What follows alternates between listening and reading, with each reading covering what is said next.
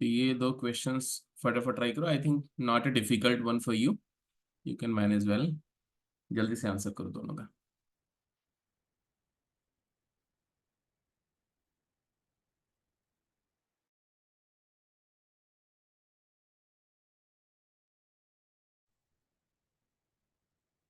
Six, क्या position है six की? हो गया? कितने लोग का सिक्स क्वेश्चन हो गया?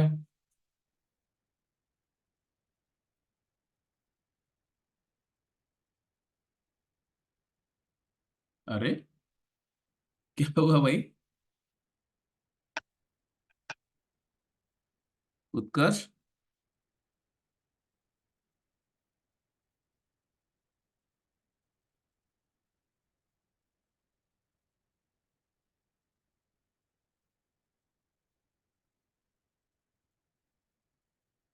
प्रथम,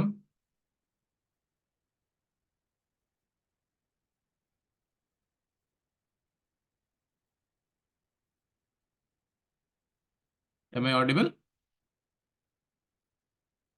Yes, sir. क्या हुआ बच्चे? सिक्स का क्या सिचुएशन है, क्या दिक्कत आ रही है? Done, sir. Done, good. है तो वही टेलीस्कोपिक कैंसिलेशन ही है। कॉट इनवर्स को tan इनवर्स में ले जाओ और सिंप्लीफाई कर लो। जैसे इसको अगर आप लिखो तो क्या लिख सकते हो? समेशन tan इनवर्स ऑफ क्या आएगा बताओ? tan inverse of 2 raised to the power r, because this thing is positive always, so cot inverse x को tan inverse 1 by x लिख सकते हैं। तो आएगा 1 plus 2 raised to the power r into r plus 1, है कि नहीं? 2 raised to the power r plus 1 into 2 raised to the power r. Now you can observe the numerator. 1 plus ab है तो ये a minus b है ना। we like to just convert a minus b here ना. So a minus b means if I write this as 2 minus 1 multiply by 2 minus 1, and you will get the thing in order. Limit n going to infinity. आगे तो आप definitely workout कर लो। ये हो गया तुम्हारा limit n approaches to infinity, tan inverse 2 raised to the power r plus 1 minus 2 to the power r by 1 plus 2 to the power r plus 1 into 2 to the power r। तो tan inverse x minus tan inverse y का formula बन गया।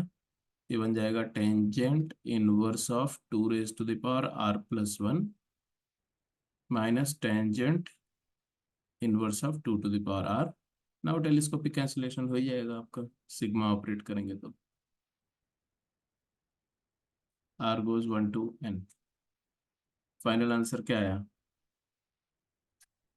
r1 पर tan inverse 2 square minus tan inverse 2, then tan inverse 2 cube minus tan inverse 2 square, and so on and so forth. Tan inverse 2 to the power r plus 1 minus tan inverse 2 to the power r। r की बजाय n लिखो ना, n plus 1 कर दो इसको, और n approaches to infinity है। This when n approaches to infinity। Cancellation का पैटर्न देखो, ऐसे कैंसिल होनी चाहिए। So you are left with tan inverse of 2 raised to the power n plus 1 minus tan inverse of 2, where n going to infinity. Tan inverse infinity is pi by 2. It is pi by 2 minus tangent inverse of 2. Can also be written as cot inverse 2.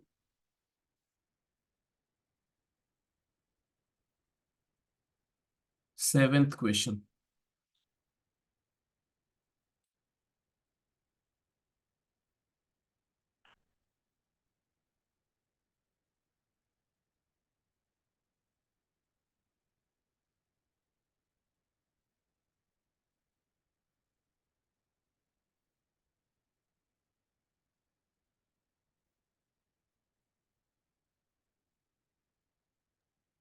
So cot inverse 2r.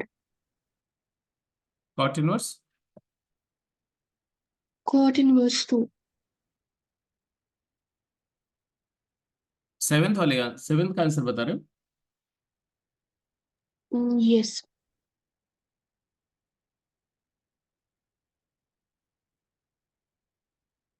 क्या break किया इसको? So tan में convert कर दिया हम्म और tan inverse 2n plus 2 over मतलब reciprocal हो जाएगा. 2n+2 ओवर डिनोमिनेटर में आ गया आपका 1+, इसको n कैसे स्क्वायर मैनिपुलेट किया? हम्म n square plus 2n into n square plus 2n plus 1 को लिख लिया 1 plus n into n plus 2 into n plus 1 into n minus 1. हाँ, n+1 स्क्वायर+1 है एक, और एक है n+1 स्क्वायर-1 है। दिख रहा है सबको? नहीं, this Yes. is this is n+1 rather it is n+1 square only. This is n+1 square, this is n+1 square-1. तो उसके बाद फिर इसको आप आराम से ब्रेक कर सकते हैं। तो फाइनली ये जो बनेगा आपका वो बन जाएगा, इनफैक्ट इसको देखो, ये n+1⁴ माइनस n+1 स्क्वायर है, तो उसको आप a+b इंटू a-b से मैनिपुलेट कर लो। तो tan inverse of 2n+1, keep it as it is, 2n+2 as it is, and here you will write 1 plus n+1 square minus, actually n+1⁴ minus n+1 square हो गया ना, ये n+1 square का whole square minus n+1 square. तो a square minus b square को a-b into a+b कर दो,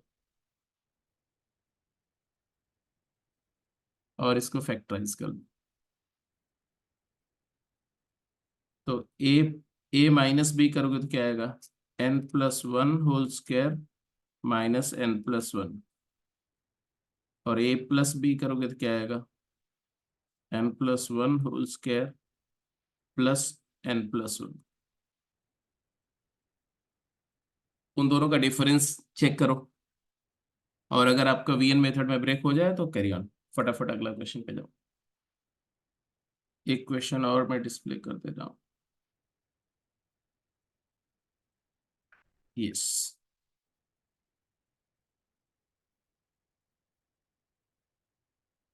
ये आप मतलब उसी टाइप का है, तो इसको एज ए नोट कर लो, इसको एज ए होमवर्क ट्राई कर लेना, और फिर नेक्स्ट क्वेश्चन अभी करना है आपको।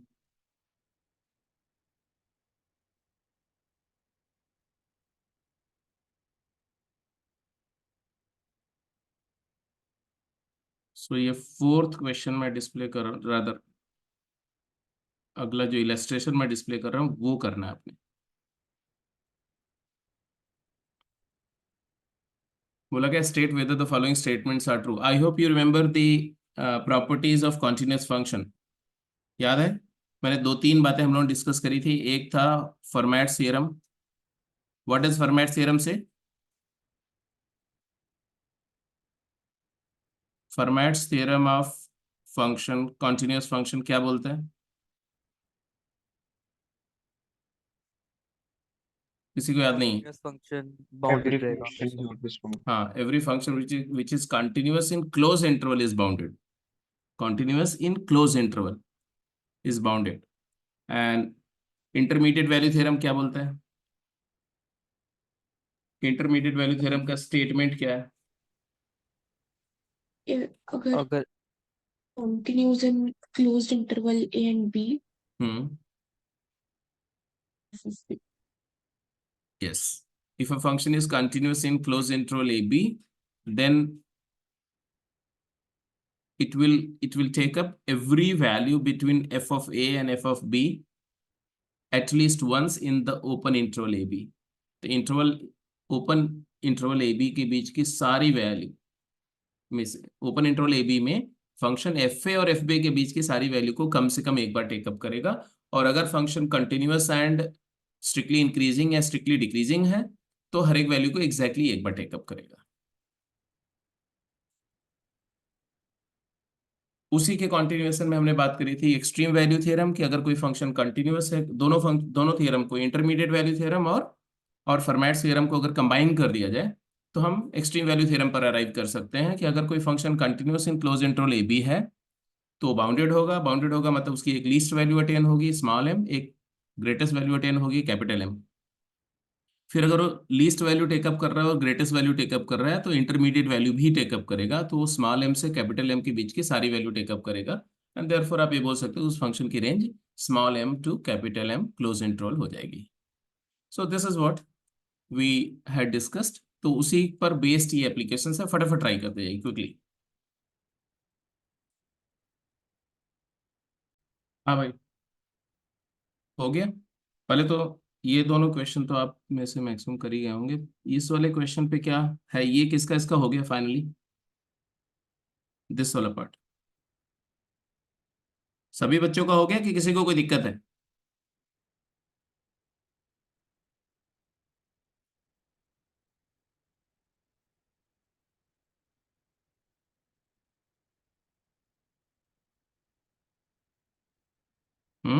नहीं हुआ?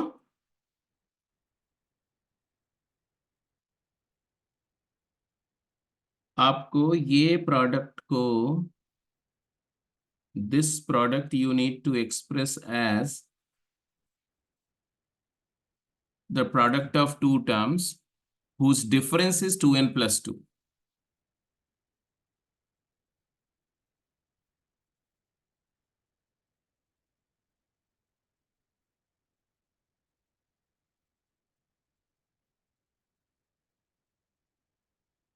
ये ब्रेक नहीं हो रहा है?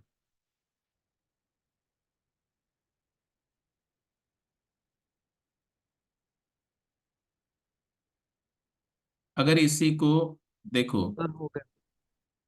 ठीक है, जिसका भी नहीं हुआ अगर इसी एक्सप्रेशन को ऐसे भी लिख देते ना, ये यही वाले को देखो ध्यान से, 1 + n × n+2 है और ये वाला n+1 का होल स्क्वायर है, मतलब n+1 × n+1 है। ये डिनोमिनेटर में था जो रेसिप्रोकल प्रॉपर्टी से ऐसा आपने लिखा ना, cot tan इनवर्स करके।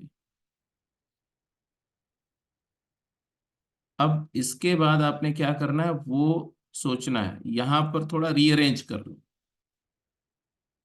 सो दैट इसमें से कोई दो टर्म को एक साथ ले लो और दूसरे को एक साथ ले लो, उसका डिफरेंस ये बनना चाहिए। किसको किसके साथ क्लब करना ठीक है? n+1 के साथ और n+2 को n+1। हाँ, n को n+1 के साथ में, क्योंकि n² + n एक टर्म हो गया, और n+1 और n+2 का प्रोडक्ट क्या हो जाएगा, n² + 3n+2। अब इन दोनों का डिफरेंस देखो तो क्या आएगा, इसमें से इसको माइनस करोगे तो क्या आएगा, ऑब्वियसली 2n+2। यहाँ पर 2n+2 था न्यूमरेटर में, सॉरी। तो बन गया ये। इसको हम थोड़ा सा रीअरेंज कर ले रहे हैं, मैं इसको n+1 इधर लिख दूं और n+2 यहाँ लिख दूं, खत्म।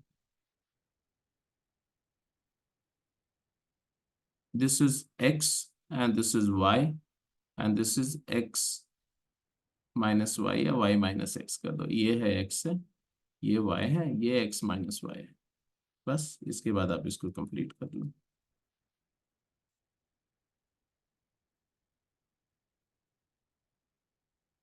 n+2 × n+1 minus tan inverse of n+1 × n। तो ये वीएन मेथड में ब्रेक हो गया और फिर इसको समेशन करके और फाइनल आंसर तक आराम से जा सकते हैं।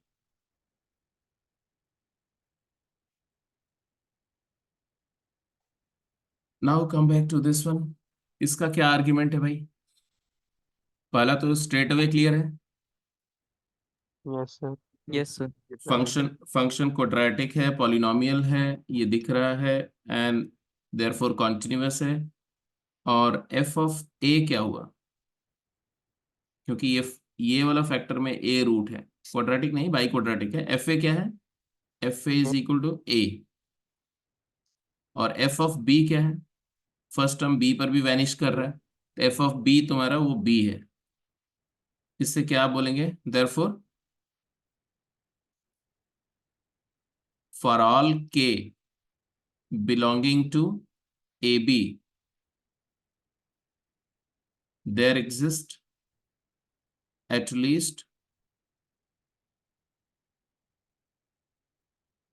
least what, अब मैं फर्मेट थ्योरम को कोट कर रहा हूं, there exist at least, rather intermediate value property को कोट कर रहा हूं, at least one point C belonging to which interval A B open such that F C is equal to K. क्या मैं ऐसा बोल सकता हूं? है। बोल सकते हैं कि नहीं? बोल सकते हैं। क्योंकि यहां पर अगर ग्राफिकली देखो ना, तो सिचुएशन ऐसी है कि ए पर फंक्शन की वैल्यू ए के इक्वल है और बी पर फंक्शन की वैल्यू बी के इक्वल है, मतलब फंक्शन का ग्राफ ए कॉमा ए और बी कॉमा बी से पास कर रहा है। ये बी कॉमा बी है और ये ए कॉमा ए, ये ए नंबर है और ये रियल नंबर जो है वो बी है।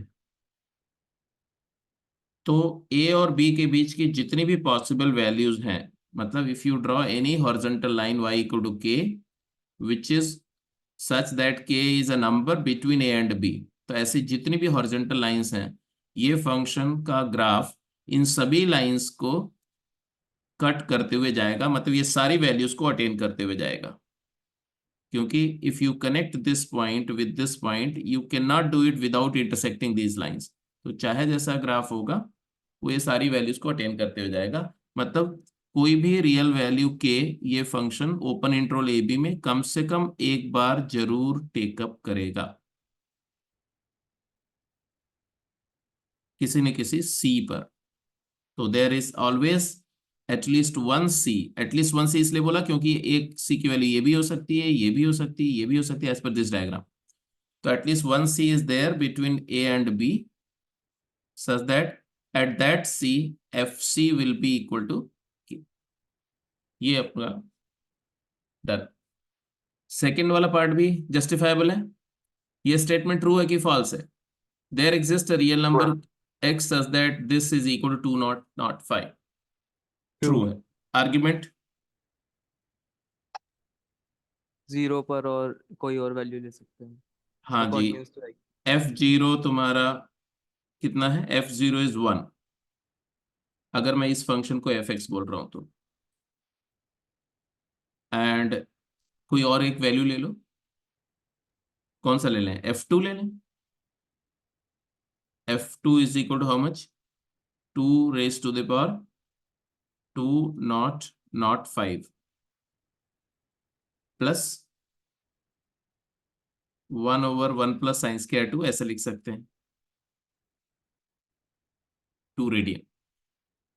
जब नहीं कि 2 लो, आप पाई भी ले सकते थे, जैसे किसी कोई बच्चे ने एफ पाई ले लिया, उसको इजीली अगर लिखना है तो एफ पाई क्या हो जाएगा, तो pi raise to the power 2 not 5 plus 1।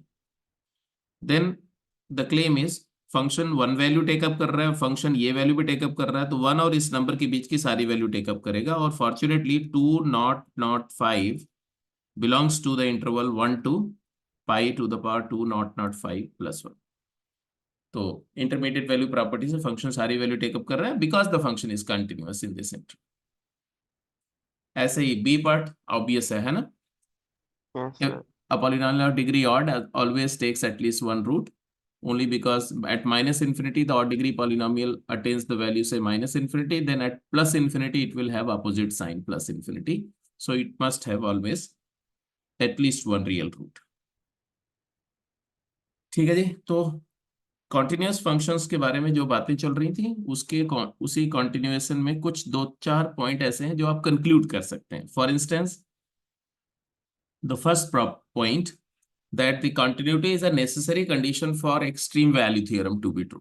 अगर कोई फंक्शन का एक्सट्रीम वैल्यू थ्योरम अप्लाई हो रहा है, इसका मतलब है वो फंक्शन कंटिन्यूअस होगा, क्योंकि discontinuous function extreme value property को सेटिस्फाई नहीं कर सकता। अगर कोई फंक्शन डिसकंटिन्यूअस है और मान लो किसी पॉइंट पर वो function small m value take up कर रहा है मिनिमम, और किसी पॉइंट पर मैक्सिमम, तो मिनिमम से मैक्सिमम के बीच की सारी वैल्यू वो टेकअप करे, ये जरूरी नहीं, डिसकंटिन्यूटी में स्किप हो सकती वैल्यूज। इसी तरह से अगर इस ग्राफ को ध्यान से देखो तो ए पर इसकी वैल्यू लीस्ट आ रही है, बी पर वैल्यू मैक्स आ रही है, फंक्शन डिसकंटिन्यूअस है। तो डिसकंटिन्यूअस फंक्शन है तो जरूरी नहीं है कि ये बाउंडेड हो, बी पर कुछ वैल्यू आ रही है और ए पर कुछ वैल्यू आ रही है, बट इसका मैक्सिमा एग्जिस्ट नहीं कर रहा, फंक्शन बाउंडेड नहीं है, तो ये सिचुएशन भी है जो वायलेशन है वो सारी बातों का।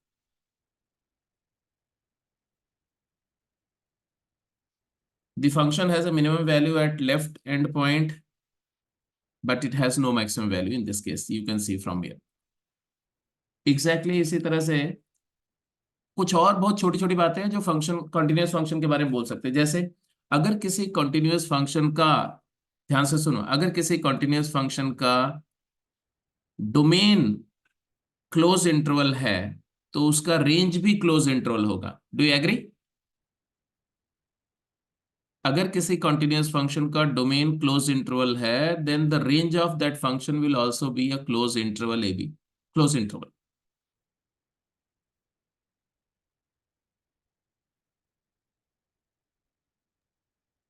Yes sir. आर्ग्यूमेंट दो इस बात का, इस फैक्ट को कैसे कैसे जस्टिफाई करोगे? बाउंडेड है, इससे कह सकते हैं। बिल्कुल, कि अगर कोई फंक्शन कंटिन्यूअस है क्लोज ए बी में मान लो, ठीक है, तो बाउंडेड होगा। अब डोमेन उसका क्लोज ले लिया मैंने, अब बाउंडेड होगा तो एफ ए और एफ बी के बीच की सारी वैल्यू टेकअप करेगा, और एक्सट्रीम वैल्यू बोलती है कि वो एक मिनिमम वैल्यू भी टेकअप करेगा, एक मैक्स वैल्यू टेकअप करेगा। तो उसकी मिनिमम वैल्यू अटेन हो रही है फंक्शन की, और मैक्स वैल्यू भी फाइनाइट रियल नंबर है, अटेन हो रही है, तो ऑब्वियसली बीच की सारी वैल्यू भी अटेन होगी, तो उसका रेंज भी क्लोज इंटरवल होगा।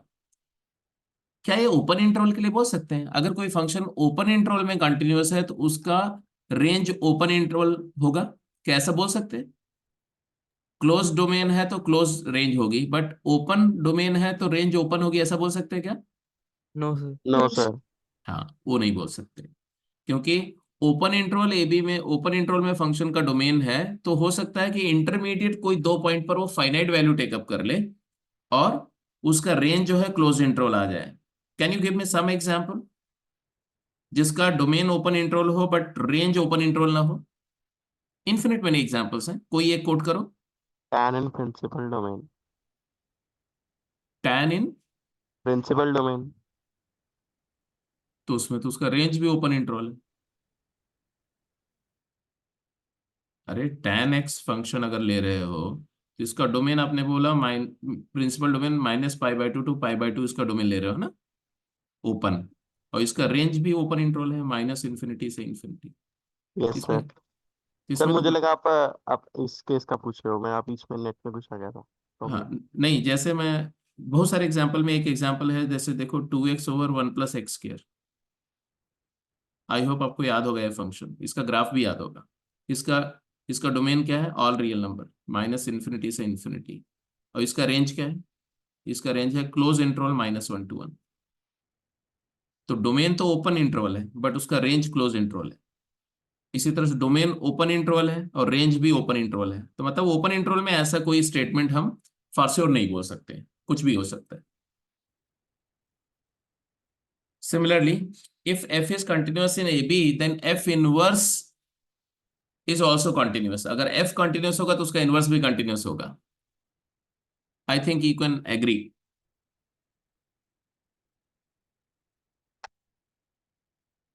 अगर कोई फंक्शन क्लोज इंटरवल में कंटिन्यूअस है तो उसका इनवर्स फंक्शन भी क्लोज इंटरवल में कंटिन्यूअस होगा। इनवर्स का जो Yes. डोमेन इनवर्स का जो डोमेन होता है वो फंक्शन की रेंज होती है, और इनवर्स का जो रेंज होती है वो फंक्शन का प्रिंसिपल डोमेन होता है। तो अगर कंटिन्यूटी की बात करो और ऊपर आपने बोला कि डोमेन कंटिन्यूस है तो रेंज भी कंटिन्यूस होगी, तो वहां से ये बात जस्टिफाई कर सकते हैं।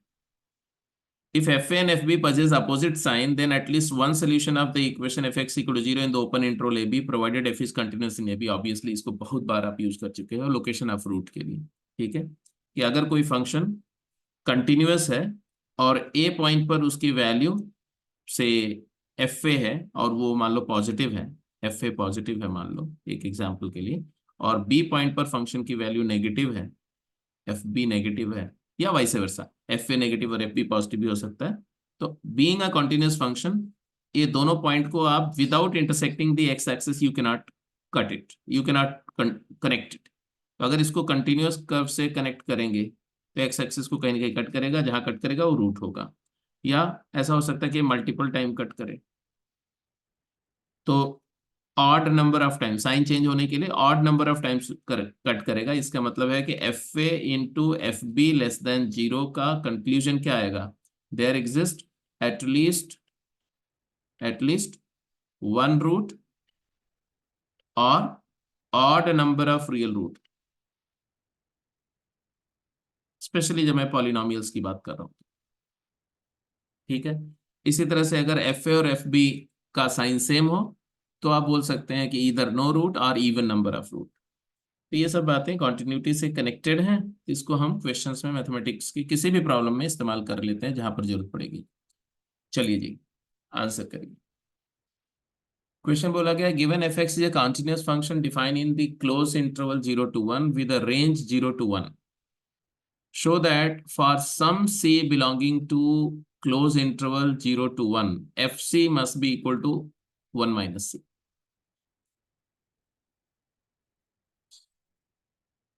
और जिस बच्चे का ये प्रॉब्लम हो जाएगा उसके लिए एक और क्वेश्चन मैं दे रहा हूं, ठीक है, और वो आप उसका आंसर भी करेंगे।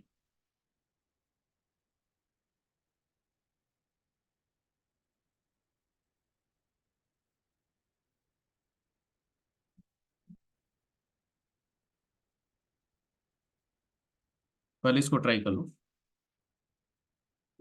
हो जाए तो जस्ट लेट मी नो।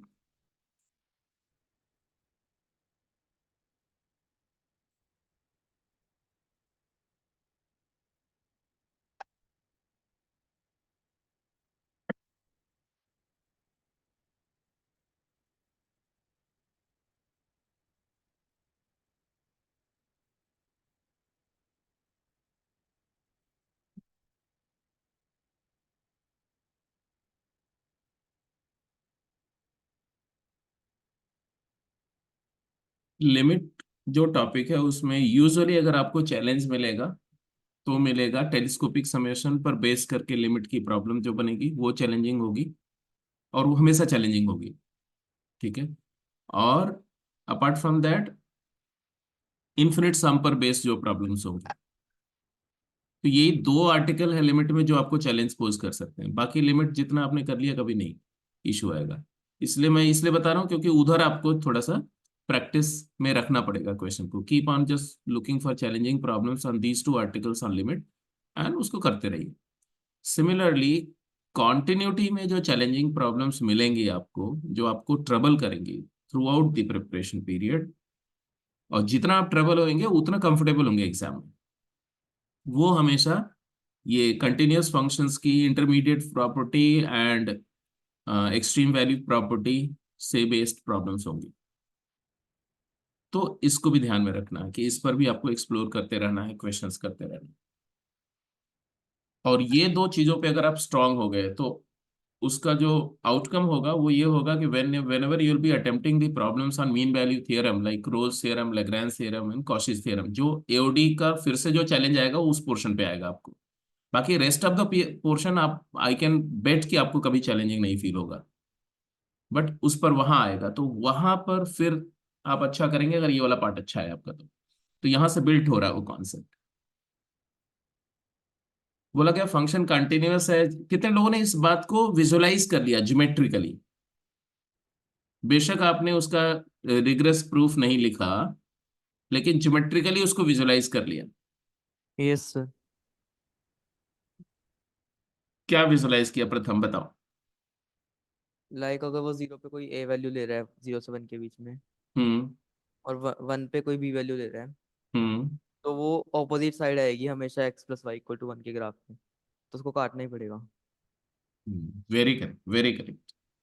अब इसी बात को ग्राफिकली तो आप लिख ही चुके होगे, फिर तो ग्राफिकल सॉल्यूशन तो तुम्हारे दिमाग में बन गया, तो उसको ग्राफिकली लिख दो। और इसी को आप इंटरमीडिएट वैल्यू प्रॉपर्टी से अल्जेब्राइकली प्रूफ करने की कोशिश करो, analytically, without giving the reference of graph. मजा आएगा आपको अगर उसको कर लेंगे तो, क्योंकि अगर आप सोच चुके हो, कंक्लूड कर चुके हो, तो आंसर कर सकते, लिख सकते हो उसको।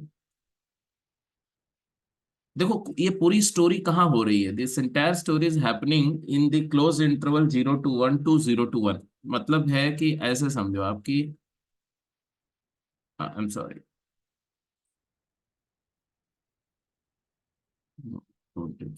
ये है तुम्हारा, मान लो ऐसा एक स्क्वायर रीजन है, इसका मान लो ये 0 to 1 डोमेन है, ये 0 है और ये 1 है और ये 1 है। मतलब ये 0, 1 है, ये 0, 0 पॉइंट है, ये 1, 0 पॉइंट है और ये 1, 1 पॉइंट है। इसके बियॉन्ड तो बात ही नहीं हो रही। ओके, नाउ ये F C is equal to 1 - c का मतलब क्या है? F C is equal to 1 - c का मीनिंग है कि F x is equal to 1 - x equation has a root c, x equal to c as root. F x equal to 1 - x क्या है? एक स्ट्रेट लाइन है, y is equal to 1 - x, और उस line को अपन अगर ड्रॉ करें, F x equal to 1 - x line को अगर हम ड्रॉ करें, तो वो लाइन हमें ऐसे दिखेगी, 0, 1 और 1, 0 से पास करती हुई एक स्ट्रेट लाइन है। तो because we are just discussing in the closed interval 0 to 1, so we will write the line segment, not the complete line। ये लाइन है जिसको अपन बोल रहे हैं F x equal to 1 - x। अब क्या बोला गया, क्या बोला जा रहा है बताओ? बोला जा रहा है कि एक फंक्शन जो कि इस डोमेन और इस रेंज में कॉन्टिन्यूअस है, वो फंक्शन को अगर आप ड्रॉ करते हो, कोई भी कॉन्टिन्यूअस फंक्शन ड्रॉ करो जिसका डोमेन है 0 to 1 और रेंज है 0 to 1, तो वो फंक्शन का ग्राफ इस लाइन को कम से कम एक बार जरूर कट करेगा। ये प्रूफ करना है आपको। तो जो फंक्शन कंटिन्यूअस फंक्शन की बात हो रही है, that function at 0 it will attain certain value. 0 पर वो कोई ना कोई वैल्यू तो अटेन करेगा। लेट्स से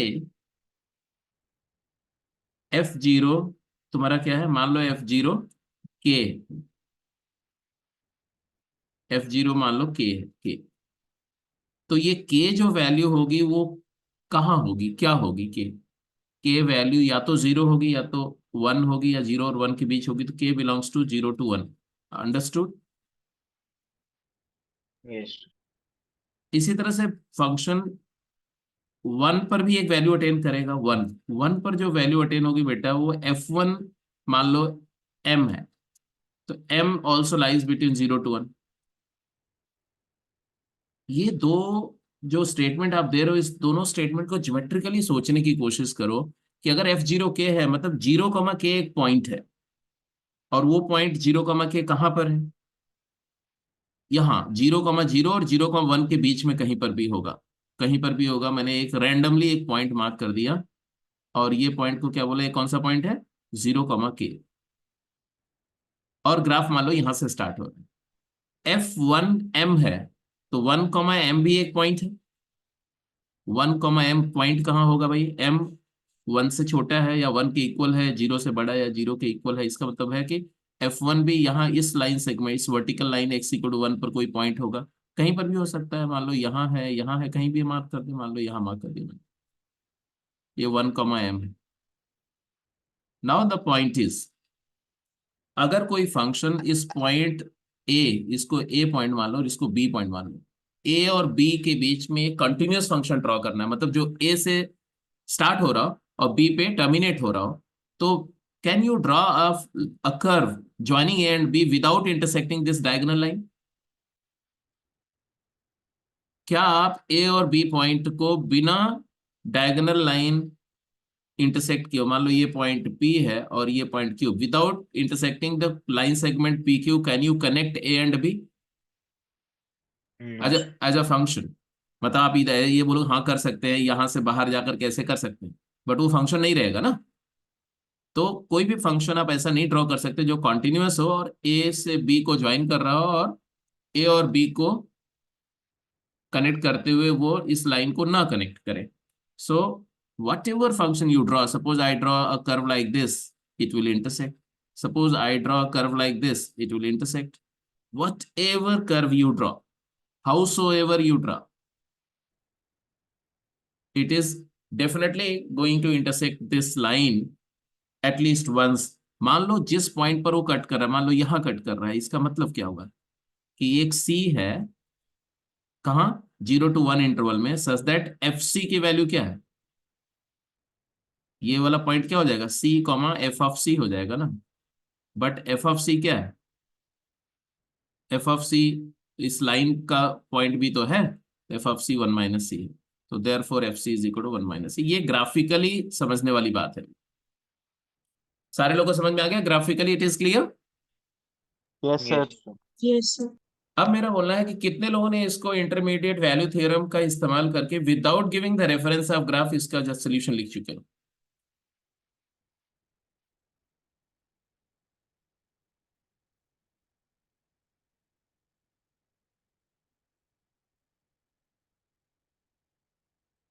इसी में अगर थोड़ा सा ऐसे सोचो कि ये जो k की वैल्यू है, अगर k 1 हो जाए, ध्यान से देखो, अगर k 1 हो जाए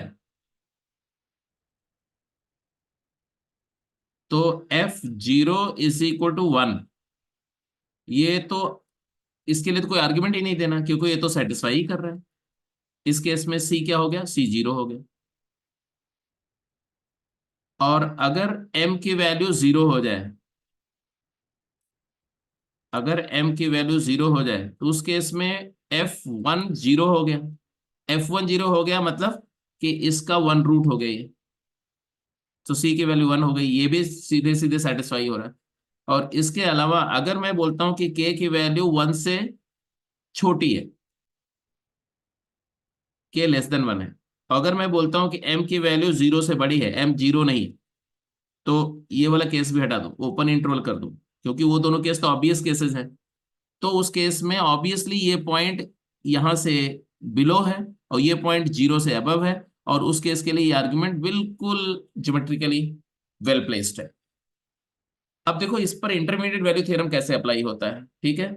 मैंने बोला कि जहां पर, अब इसको जो मैं बोल रहा हूं उसको ध्यान से सुनो।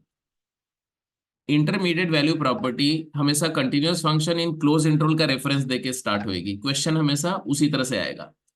अब क्वेश्चन को आपने देख लिया, आपको लगा कि इंटरमीडिएट वैल्यू थ्योरम अप्लाई होना है, कैसे करेंगे, तो आप यहाँ जो प्रूफ करना है या जो जस्टिफाई करना है उसी को ध्यान से देखो। क्या दिया हुआ उसको लिख दिया मैंने, f C is equal to 1 - c लिख दिया। अब इसको इक्वल टू 0 के फॉर्म में ले जाओ, तो आप लिख दो f of c plus c -1 = 0। अब इसमें अपन क्या कर रहे हैं, let c is equal to x. ये c को x से रिप्लेस करके हम क्या लिखेंगे, हमें एक फंक्शन मिल जाएगा, क्या, f of x plus x -1। I am going to call this function as gx।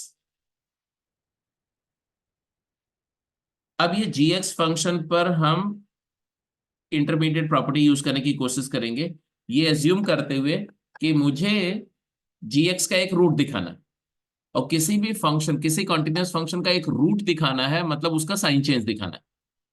तो हमारा gx function fx plus x -1, can I say it is continuous function.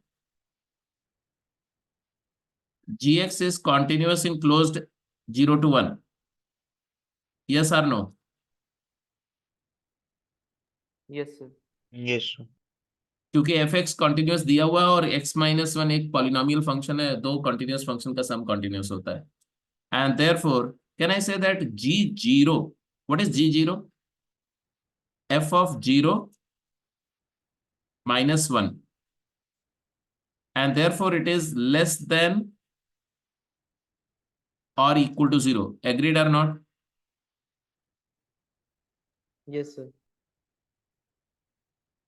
What do you say regarding a g of 1? g of 1 is equal to f of 1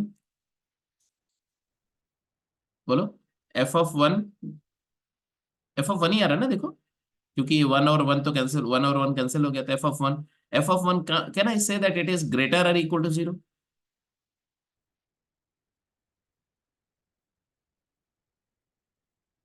अरे भाई, f(1) की value, उसका range क्या है, 0 to 1 है, तो उसकी value या तो 0 होगी या तो 0 से बड़ी होगी, and therefore my job is done. अब मेरा आर्ग्यूमेंट ऐसा होगा कि इससे दो केसेस बनेंगे। वैसे तो डायरेक्ट भी मैं अब यहां से बोल सकता हूँ, इससे दो केसेस बनेंगे। एक केस क्या बनेगा, एक केस बनेगा G0 0 है, सो नो आर्ग्यूमेंट। एक केस बनेगा G0 की वैल्यू 0 से लेस है। दूसरा केस बनेगा कि G1 0 है। G1 0 का मतलब क्या हुआ, x=1 सेटिस्फाई कर रहा है।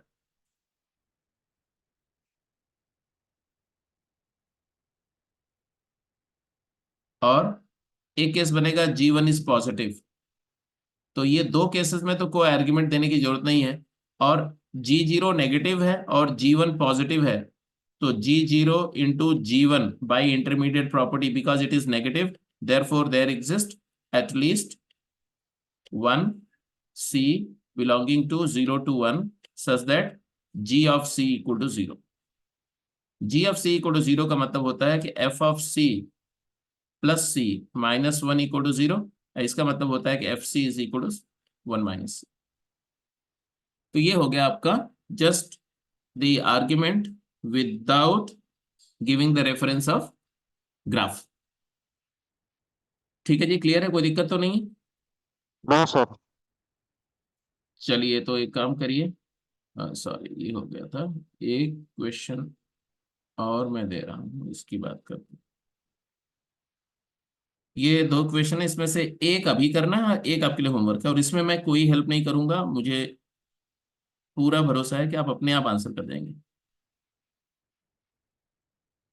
ये आपको अभी करना है, और this is almost similar question, ये आपके लिए होमवर्क है।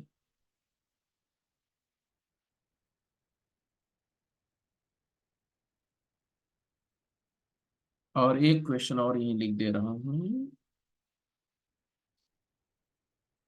The function f(x) is equal to,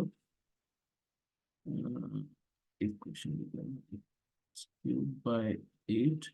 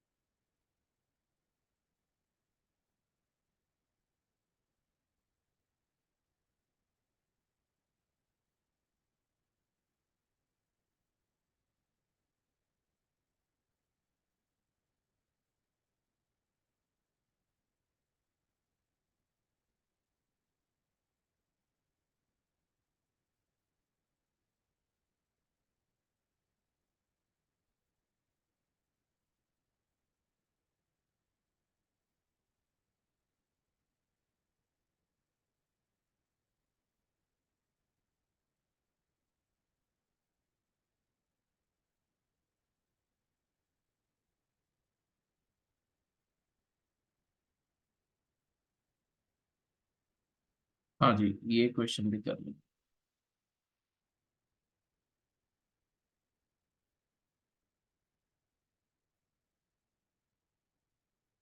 दिया हुआ है f(b) is a continuous function in the closed interval 0 to 1 such that two real such that f(0) = f(1). Prove that there exists a point C in the interval 0 to half such that f(c) is equal to f of c plus half।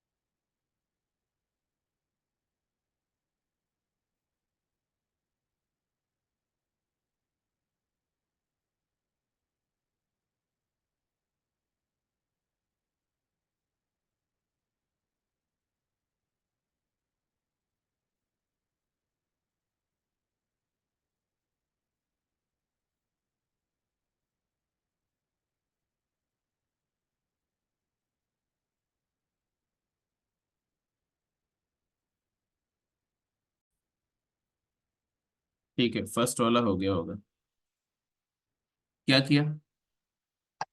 Ji x define कर दिया f of x plus half minus g f x. G x define कर दिया, f of x minus F of x plus half, ऐसा कुछ करके। Very correct. अब zero value और half value put करके। हाँ, तो क्लियरली आप बोलेंगे कि जी एक्स कॉन्टिन्यूस फंक्शन है। यस, कैसे क्लेम किया कि कॉन्टिन्यूस है? कि एफ एक्स भी कॉन्टिन्यूस है 0 to 1, और हम 0 to हाफ के इंटरवल में चेक कर रहे हैं। हाँ, बिकॉज जीरो टू हाफ कर रहे हैं, ये ध्यान रखना है, क्योंकि जीरो टू हाफ है तो जीरो टू हाफ में एफ कॉन्टिन्यूस है, और जीरो टू हाफ अगर एक्स होगा तो एक्स प्लस हाफ जो है वो हाफ से वन होगा, ये भी कॉन्टिन्यूस है। ये कभी मत बोल देना कि कई बार क्या होगा, ऑप्शन में लिखा रहेगा कि g x is continuous in 0 to 1, तो वो गलत है, वो आप क्लेम नहीं कर सकते। तो कॉन्टिन्यूस है जीरो टू हाफ, ये बात क्लियर है।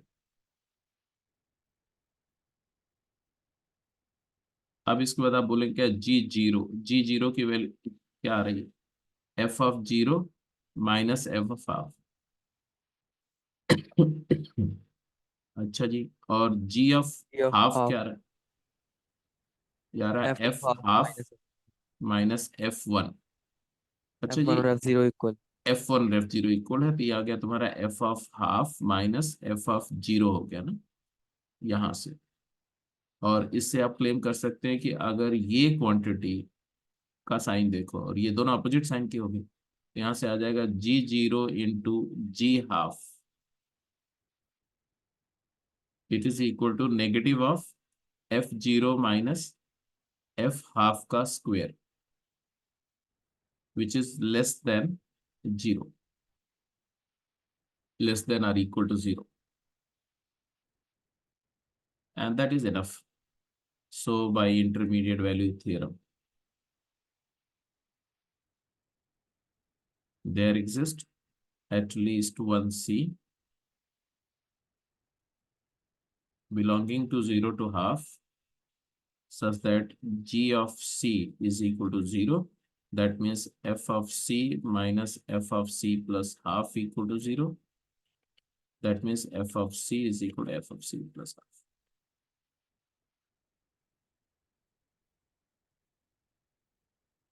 चलिए, एग्जैक्टली इसी तरह से अगला वाला इलस्ट्रेशन हम कर जाएंगे। लास्ट वाले पार्ट का आंसर करिए क्विक, जल्दी से।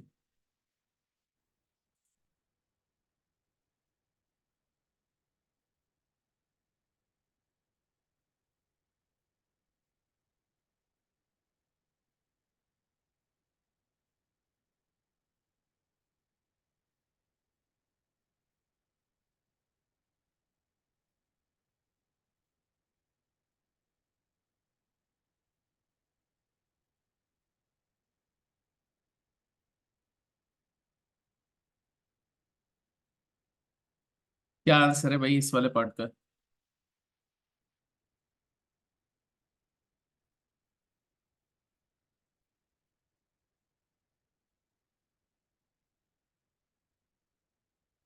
Function f is x cube by 8 minus sin pi x plus 4 in the interval -4 to 4 does not take up the values. अब कुछ एक वैल्यूज तो आप दिख रही होंगी आपको, है ना?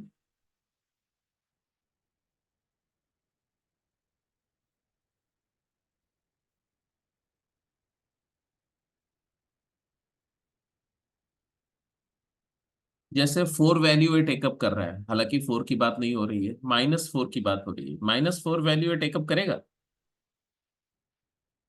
ये चीज, ये बात देखो, इतना this portion is always positive. So -4 value ये तभी टेकअप करेगा जब एक्स नेगेटिव हो।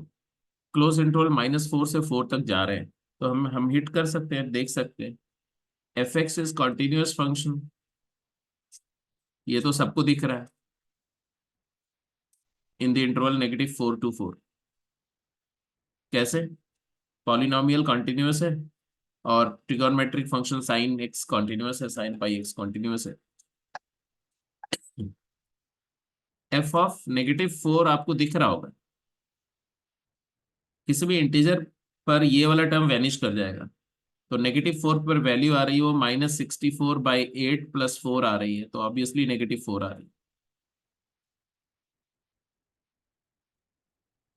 तो f-4 इज इक्वल टू -4, ये वाला वैल्यू तो टेकअप कर रहा है, हमें बोल रहे हैं कि कौन सी वैल्यू नहीं टेकअप कर रहे हैं, तो ये टेकअप कर रहा है। इसी तरह से 10, 18 और 12 के बारे में आप कुछ बोलिए।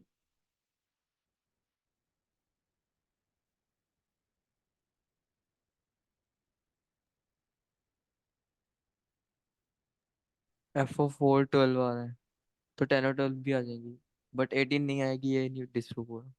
f(4) क्या आ रहा है? f(4) आ रहा है तुम्हारा 12। 12। तो by intermediate value theorem it will take up all real values between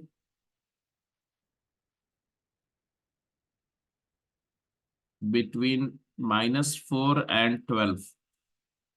तो ये 10 वैल्यू भी टेकअप करेगा, 12 भी टेकअप करेगा, बट 18 नहीं टेकअप करेगा। इसके लिए भी आपको आर्ग्यूमेंट देना पड़ेगा, क्योंकि क्या पता वो 18 भी टेकअप कर रहा हो।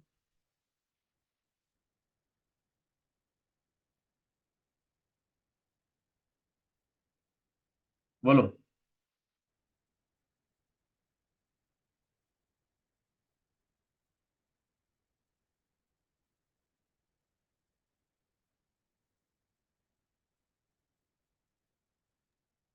बताओ। सर अगर हम ये कह दें कि साइन एक्स को रिमूव करके जो बाकी फंक्शन है वो हाँ इंक्रीजिंग है, तो हाँ, उसकी मैक्सिमम वैल्यू अगर 12 आ रही है, तो वन वन का डिफरेंस आगे पीछे आ सकता है। तो आप f(x) को लिख सकते हो x³/8 + 4 and minus sin πx, ऐसा। और सिर्फ इतने को देखो, इसको gx मान लो। तो gx तुम्हारा क्या है? g'(x) अगर देखो तो ये क्या है? 3x²/8 पॉजिटिव है। ये इंक्रीजिंग फंक्शन है, gx is always strictly increasing function है। और g की वैल्यू मैक्सिमम क्या है? तो gx की वैल्यू मैक्सिमम क्या आ रही है? अभी थोड़ी देर बाद पहले आपने बताया था gx मैक्स क्या हो सकता है? 12। Yes sir. तो gx की मैक्स वैल्यू अपने को मिल रही थी 12। और ये जो फंक्शन है, ये दूसरा वाला फंक्शन है, तो -sin πx की वैल्यू मैक्सिमम क्या हो सकती है? 1। देयरफॉर f(x) की वैल्यू मैक्स क्या हो सकती है? f मैक्स क्या हो सकती है? तो अगर मैं एज्यूम कर लूं कि ये मैक्स वैल्यू ले रहा हूं और ये भी मैक्स वैल्यू ले रहा हूं, इवन देन, जो कि शायद पॉसिबल ना भी हो, f(x) मैक्स वैल्यू जो है वो 13 से ज्यादा नहीं हो सकती। f(x) मैक्स जो है वो <= 13 ही होगा। इसका मतलब है कि ये फंक्शन 18 वैल्यू टेकअप नहीं कर सकता है, and therefore the answer is this C. तो कॉन्टिन्यूटी बहुत ही इंटरेस्टिंग प्रॉपर्टी है, और उसको आप जितना एक्सप्लोर करोगे ना, आपको मजा आएगा। एनीवे, आगे बढ़ते हैं जी। फर्दर बात करते हैं डिफरेंशियबिलिटी की। ठीक है, डिफरेंशियबिलिटी ऑफ फंक्शन। हालांकि एक दो क्वेश्चन और भी अच्छे हैं, जरा पहले कर लेते हैं फिर, क्योंकि कंटिन्यूटी ही है जो सबसे इम्पोर्टेंट है। डिफरेंशियबिलिटी जैसे देखो, लिमिट आपने पढ़ा ना, तो लिमिट कंटिन्यूटी में आप लिमिट ही तो यूज कर रहे हैं। इसी तरह से जब आप डिफरेंशियबिलिटी पढ़ेंगे तो लिमिट एंड कंटिन्यूटी वहां भी यूज कर रहे हैं। तो टिल डिफरेंशियबिलिटी एंड डिफरेंशिएशन में जो बेसिक कोर कॉन्सेप्ट है वो कंटिन्यूटी एंड लिमिट का ही है। बोले test the continuity of following function.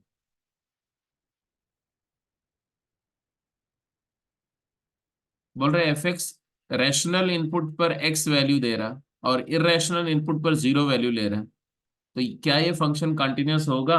और अगर होगा तो कहां पर कंटिन्यूअस होगा?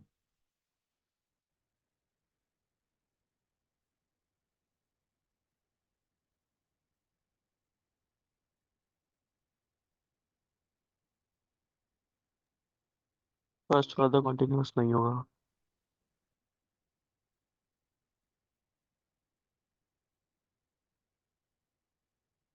तो यहां पर एक जनरल बात डिस्कस कर लेते हैं। If a function is defined as g of x, if x is rational and it is h of x whenever x is irrational, then fx will be continuous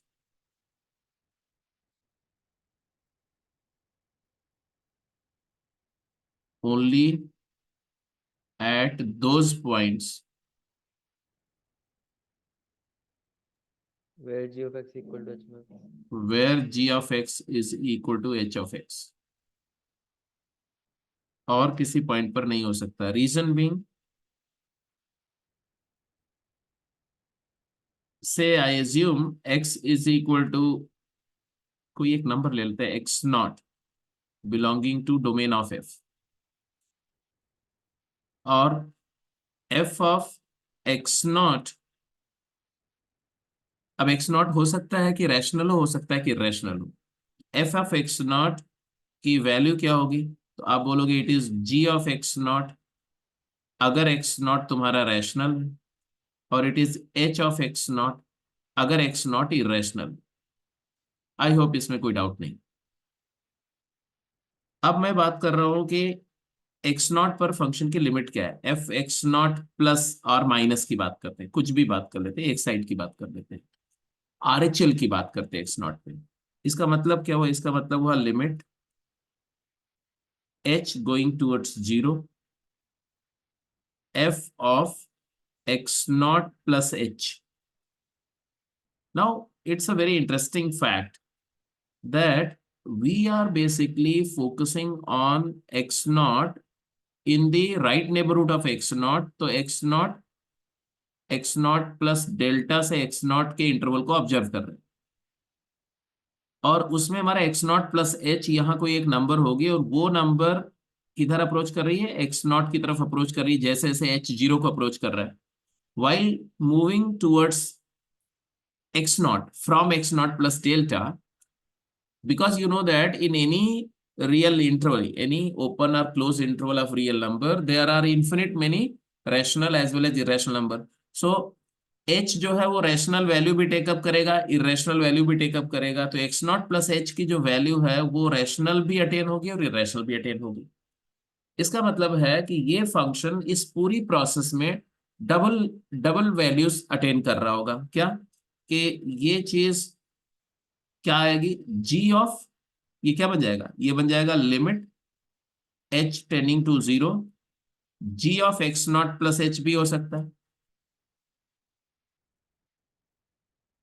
कब ऐसा होगा? जब इनपुट रैशनल हो. और यही चीज क्या हो सकती है? Limit h tending to 0 h of x not plus h, एक बड़ा h लिख दो इसको, यहां पर कैपिटल h यूज किया मैंने. h of x not plus h भी हो सकता है. ये कब होगा? जब इनपुट इरेशनल हो. तो यहां से आपको आंसर जो मिलेगा वो जी एक्स नॉट मिलेगा, और यहां से आंसर क्या मिलेगा? एच एक्स नॉट मिलेगा. तो दो तरह की लिमिट मिलेगी आपको. तो unless and until these two numbers are same, converge नहीं कर रही वैल्यू, इसका मतलब है कि प्लस लिमिट पॉइंट आपको अटेन नहीं हो रहा. तो लिमिट पॉइंट अटेन तभी होगा जब दोनों फंक्शन, दोनों डेफिनेशन के फंक्शन क्या हो? इंटरसेक्ट कर रहे हैं. ग्राफिकली भी देखो तो सिचुएशन बहुत सिंपल है. मैं दो ग्राफ बना रहा हूं. एक ग्राफ ऐसा है सपोज करो, और एक दूसरा ग्राफ भी ड्रॉ कर रहा हूं. दूसरा ग्राफ हमारा ऐसा है, ऐसा है मान लो. तो किसी भी पॉइंट पर मान लो यहां टेस्ट कर रहे हो, ये तुम्हारा एक्स नॉट है. तो इस पॉइंट पर आपको ये लिमिट भी मिलेगी और ये लिमिट भी मिलेगी, दो दो मिलेगी. क्योंकि जब रैशनल होगा तो ब्लैक वाले कर्व से वैल्यू लेगा, इरेशनल होगा इनपुट तो रेड वाले कर्व से वैल्यू ले रहा है. ठीक है, क्योंकि मैं इसको जो है वो जी एक्स बोल रहा हूं और इस वाले ग्राफ को एच एक्स बोल रहा हूं. तो रैशनल पे वैल्यू यहां से आ रही है, तो इरेशनल पे यहां से आ रही है. तो ये ऐसे ऐसे डॉट मैट्रिक्स प्रिंटर जैसा कभी ऊपर वाली वैल्यू टक करेगा, कभी नीचे वाली लेगा, फिर ऊपर फिर नीचे, ऐसे करके. तो कंटिन्यूटी हर पॉइंट पे कंटिन्यूटी रहेगी. जैसे जैसे एक्स नॉट के क्लोजर जाओगे आपको कंटिन्यूस डिसकंटिन्यूस मिलता जाएगा, हर पॉइंट पे डिसकंटिन्यूटी होगी. ठीक है, बट अगर एक्स नॉट की वैल्यू तुम्हारी ये हो जाए, if this is x not, अगर एक्स नॉट यहां है, अब इसके जैसे जैसे आप देखो, जैसे जैसे इधर चल रहे हो, इधर की तरफ मूव करो, क्या हो रहा है, दोनों वैल्यूज के बीच का सेपरेशन क्या हो रहा है, कम हो रहा है। यहां भी कम हो रहा है, यहां भी कम हो रहा है, यहां भी कम हो रहा है। At this in the close neighbourhood of this value of x not, x not prime बोल दो। अब क्या हुआ, दोनों फंक्शन से सेम आउटपुट मिलने लगेगा, तो यहां पर कंटिन्यूटी होगी, इसी तरह से यहां पर कंटिन्यूटी होगी। तो ये बात याद रहेगी। Yes sir. अब इसी आर्ग्यूमेंट पर ये जो आपने यहां पर लिखा हुआ है, इसी कोरोलरी के बेसिस पे मैं बोल सकता हूं कि ये कब कंटिन्यूस होगा, it is continuous x equal to 0, only at x equal to 0, and this one is continuous only at, x equal to half, 1 हाँ, by जब 2। x is equal to 1 minus x है, मतलब x इक्वल टू हाफ पर continuous होगा।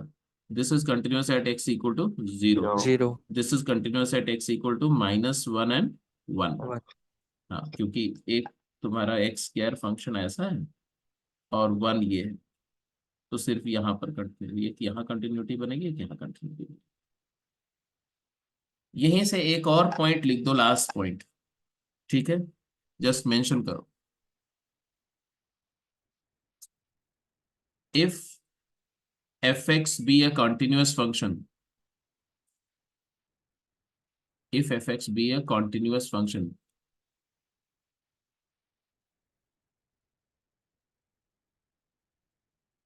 then f can never have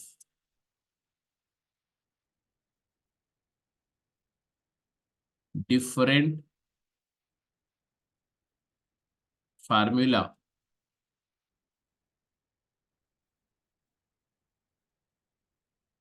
मतलब definition for rational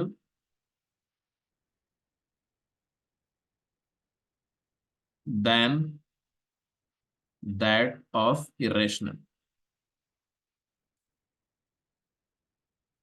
मतलब अगर कोई फंक्शन कंटिन्यूअस है, ये पहले से आपको पता है, तो कंटिन्यूअस होने के लिए उस फंक्शन की जो डेफिनीशन है या फंक्शनल फार्मूला है, वो रैशनल के लिए अलग और इरेशनल के लिए अलग नहीं हो सकता।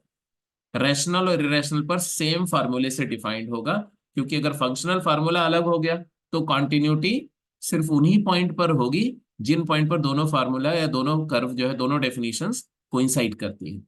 तो ये बात को फंक्शनल इक्वेशन में हम बहुत रिगरसली इस्तेमाल करते हैं कि हम रैशनल एनालिसिस करके और फिर इरेशनल के लिए सीधे बोल देते हैं कि अगर कंटिन्यूटी है तो इरेशनल के लिए भी फंक्शन का वही डेफिनेशन होगा, ऐसा।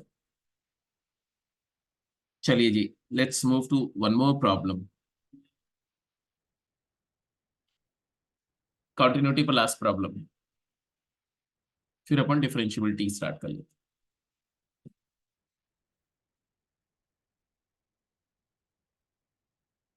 बोल रहे एफ एक्स कंटिन्यूअस फंक्शन है from real to real, satisfying f zero equal to 1 and f of 2x minus f x equal to x, then find the value of f of 3।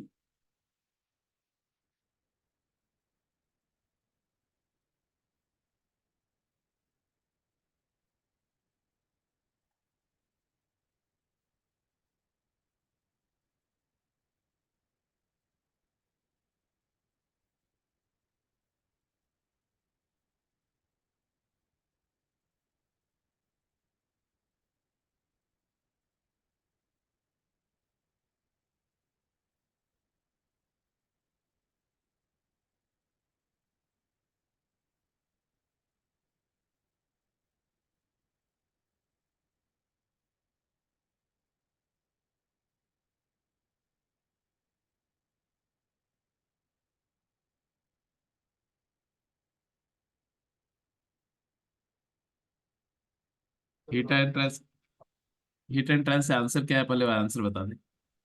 f of x x plus 1 बन गया, F of x x plus 1 बन 1, गया, क्या किया उसके लिए तुमने। बस f of x को राइट पे शिफ्ट किया था तो लग रहा था कि वो लीनियर फंक्शन होगा क्योंकि वो ऐड हो रहा था। अच्छा, तुमने बोला अरे कि एफ, इवन इनपुट के लिए पैटर्न दिख रहा था, हाँ, अगर उस पर बिल्डअप करने की कोशिश करी तो कुछ अभी तक तो निकला नहीं। तो एक ऑब्जर्वेशन तो ये तुमने किया कि एफ ऑफ 2x जो है एफ एक्स प्लस एक्स आया, और f 2x minus f x x आ रहा है अगर, तो इससे लीनियर फंक्शन होगा, ये कैसे जज किया? वन ऑफ द सोल्यूशन होगा तो उस पे थॉट थी। क्या क्या फिर से बोलो। One of the solution linear हो सकता है, तो ये सोच के। हाँ, one of the solution linear हो सकता है क्योंकि एक्स पर आउटपुट और 2x पर आउटपुट का डिफरेंस लीनियर है, तो ऑब्वियसली ये फंक्शन जो है वो लीनियर फंक्शन की पॉसिबिलिटी है। और ऐसा भी हो सकता है कि एक्स और 2x इनपुट पर जो है जो क्वाड्रेटिक टर्म या हायर डिग्री टर्म जो है वो कैंसिल हो जाए, तो ये हायर डिग्री का पॉलिनोमियल भी हो सकता है। हो सकता है क्या? 1 सेकेंड, लेट मी चेक।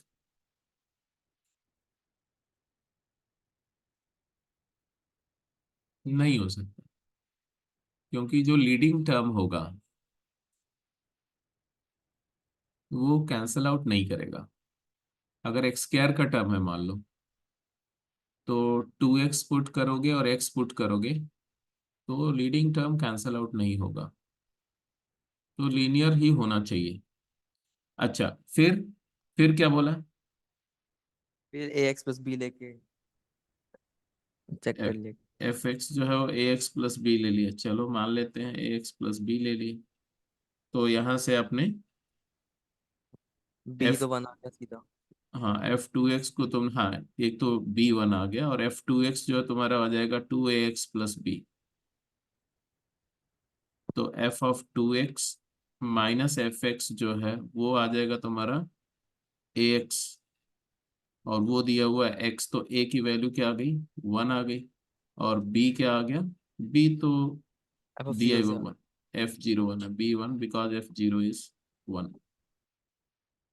तो यहाँ से आप एफ एक्स को कंक्लूड कर सकते हो कि एफ एक्स तुम्हारा x प्लस 1 है, और यहाँ से आपने जुगाड़ कर लिया कि f three is equal to 4। This is one way of doing it, it's okay, agreed. और कुछ,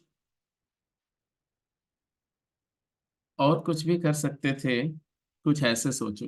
लेकिन एक इम्पॉर्टेंट बात यहाँ पर है कि एफ एक्स एक पॉलिनोमियल फंक्शन ही ऐसा दिया नहीं हुआ।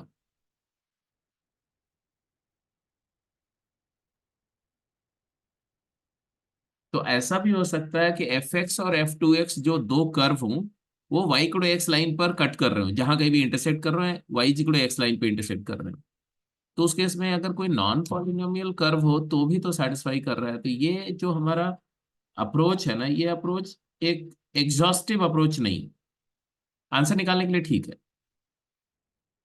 एक और बात ऑब्जर्व करो यहाँ, if you look at this relation, जो फंक्शनल इक्वेशन या फंक्शनल रूल दिया हुआ है, इस रूल से आप ये देख सकते हो कि f of x minus F of x by two is equal to x by two. Do you agree?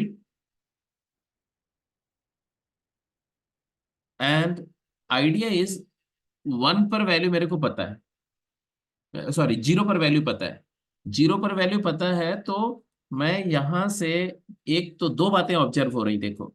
First observation is that this relation can go telescopic, not in linear fashion but in geometric fashion. कैसे? ये telescopic relation में convert हो सकता है if you keep on replacing x by 2. So it gets to f of x by 2 minus f of x by 2 square is equal to x by 2 square. Similarly, f of x by 2 cube या 2 square minus f of x by 2 cube is equal to x by 2 cube. क्या कर रहा हूं मैं? x को x by 2 से replace करते जाओ, कीप ऑन रिप्लेसिंग इट। कुछ लोगों ने कर लिया समराइज, आई थिंक। अब हो जाएगा? Yes sir.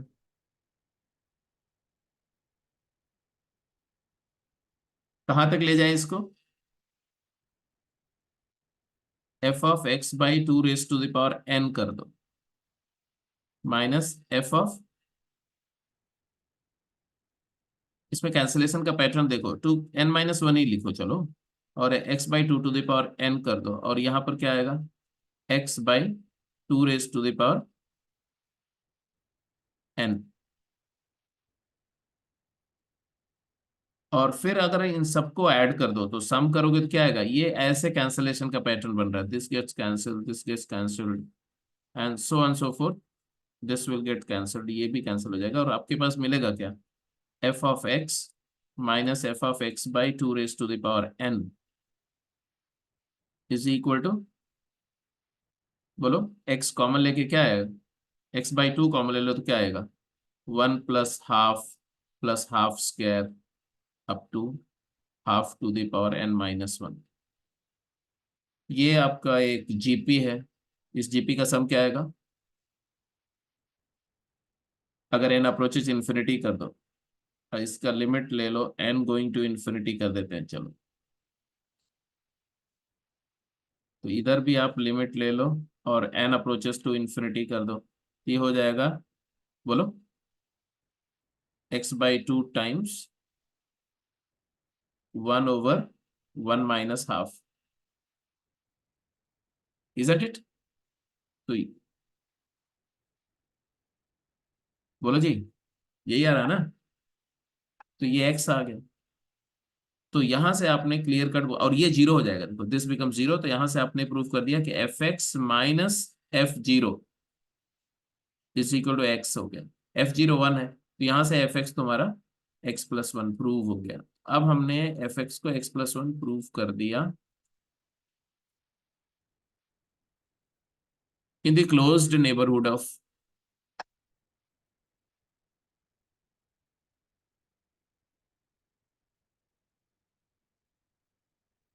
एक्स के जगह हम लोग x बाई 2 रिप्लेस करते हुए गए हैं ना,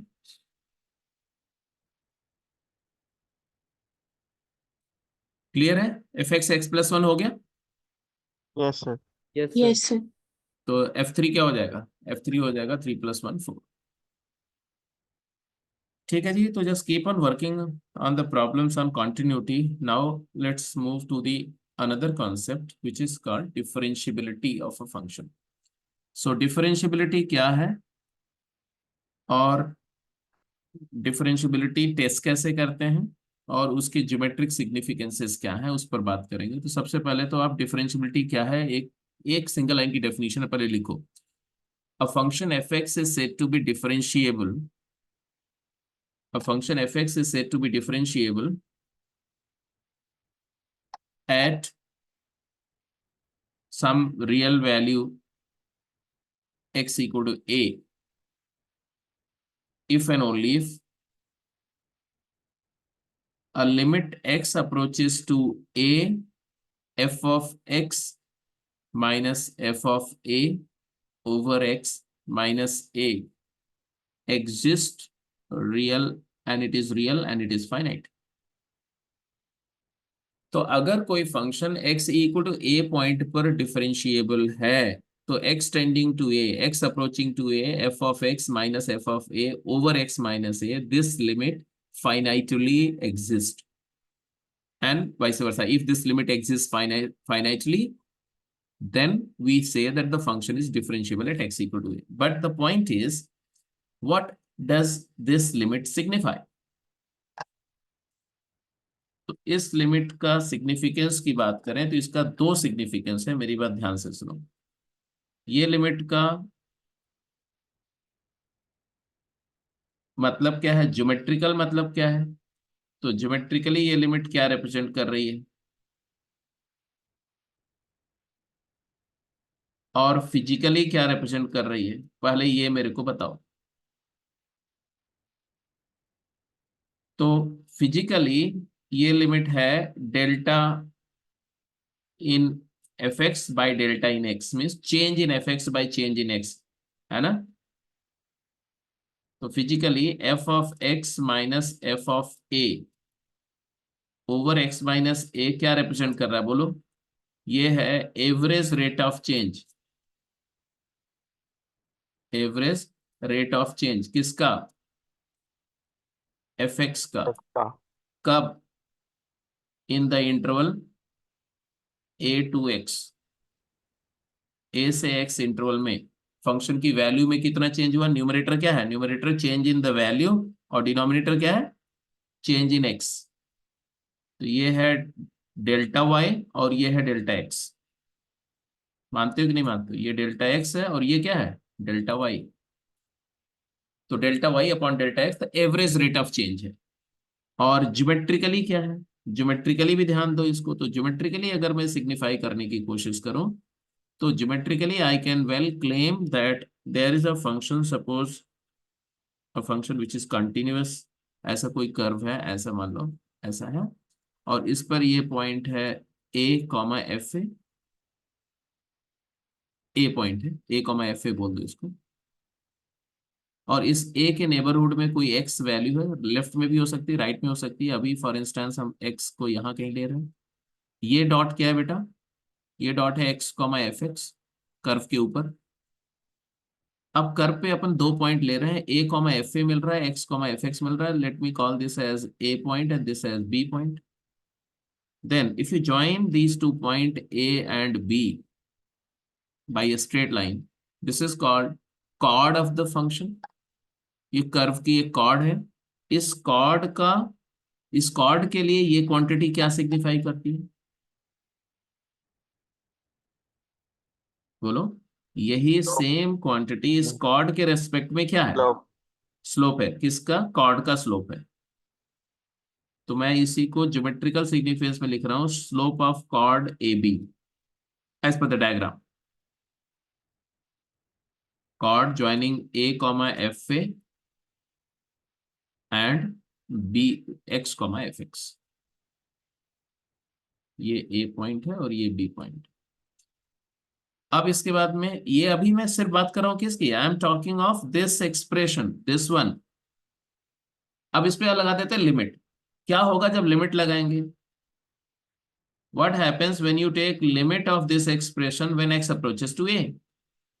अगर x a को अप्रोच कर रहा है तो क्या होगा? इसका मतलब होता है कि b पॉइंट जो है वो a पॉइंट की तरफ जा रहा है, और इसी को बोलते हैं कि x माइनस ए जीरो को अप्रोच कर रहा है।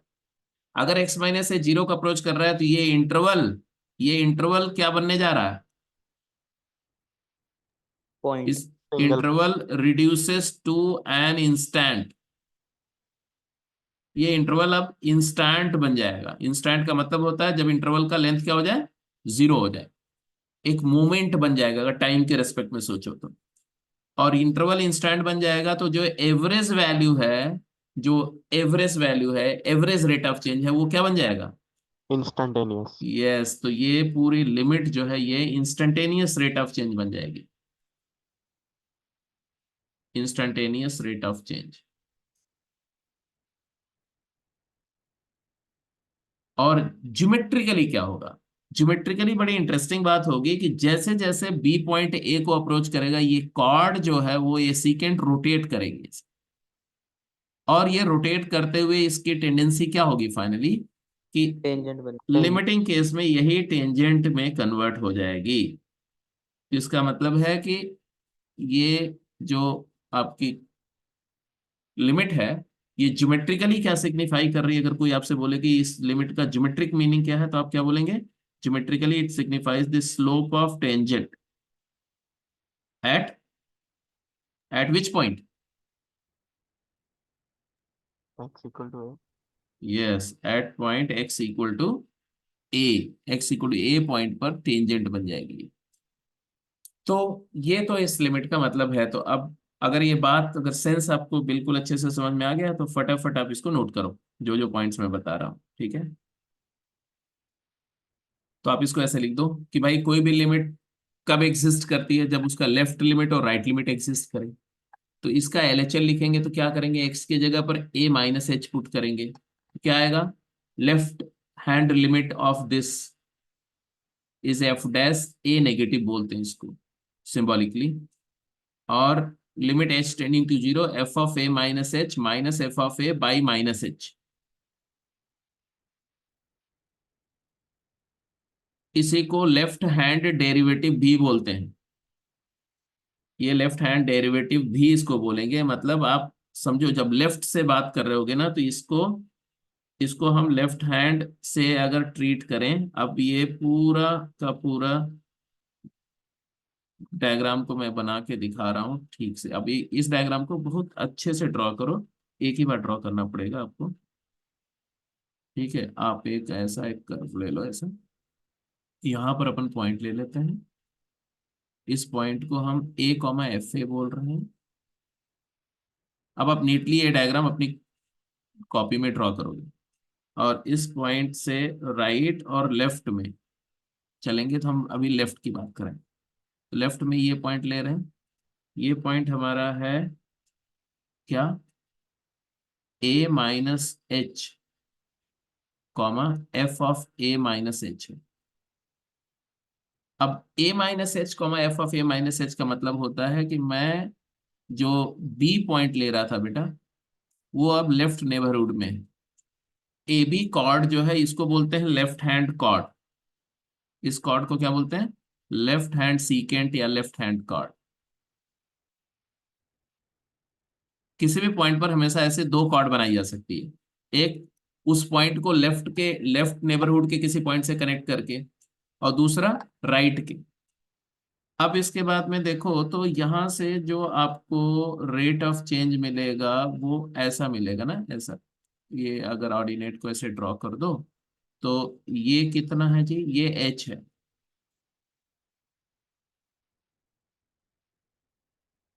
रादर फाइनल माइनस इनिशियल करेंगे ना, फाइनल पॉइंट ये है बी और इनिशियल पॉइंट ए है, तो एच की बजाय इसको माइनस एच बोलना। कुछ बात समझ में आ रही है कि नहीं। ये एक्स है बच्चे, तो F x minus F A करेंगे ना, एक्स माइनस ए करेंगे तो माइनस एच आएगा। तो F of a minus F A by minus H जो है वो ये लेफ्ट हैंड कॉर्ड का स्लोप है। तो ये जो मैं हाईलाइट कर रहा हूं ये क्या है, सिर्फ इतना। तो आप क्या बोलेंगे, बोलेंगे it is slope of left hand chord.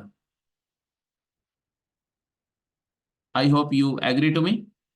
Left hand chord का स्लोप है, अगर लिमिट नहीं लगा रहे तो, विदाउट लिमिट अगर देखो तो slope of left hand chord, left hand chord. और जब लिमिट लगा दिया तो क्या हो जाएगा, लिमिट लगाने पर यही पॉइंट बी जो है वो ग्रेजुअली ए की तरफ ऐसे जाएगा, ऐसे मूव करेगा, फिर यहाँ से ऐसे मूव करेगा, फिर यहाँ से ऐसे मूव करेगा, फिर ऐसे करके लिमिटिंग केस में क्या हो जाएगा, ये लेफ्ट हैंड टेंजेंट बन गई है, लेफ्ट हैंड टेंजेंट। तो ये लेफ्ट हैंड टेंजेंट है, ये यहाँ पर मैं लेफ्ट हैंड टेंजेंट ड्रॉ करते रहा हूँ, ये रेड कलर से जो देख रही है। तो ये कॉर्ड टेंजेंट बन जाएगी, इसीलिए इसका जो स्लोप है, ये लिमिट जो है वो लेफ्ट हैंड टेंजेंट का स्लोप हो जाएगी।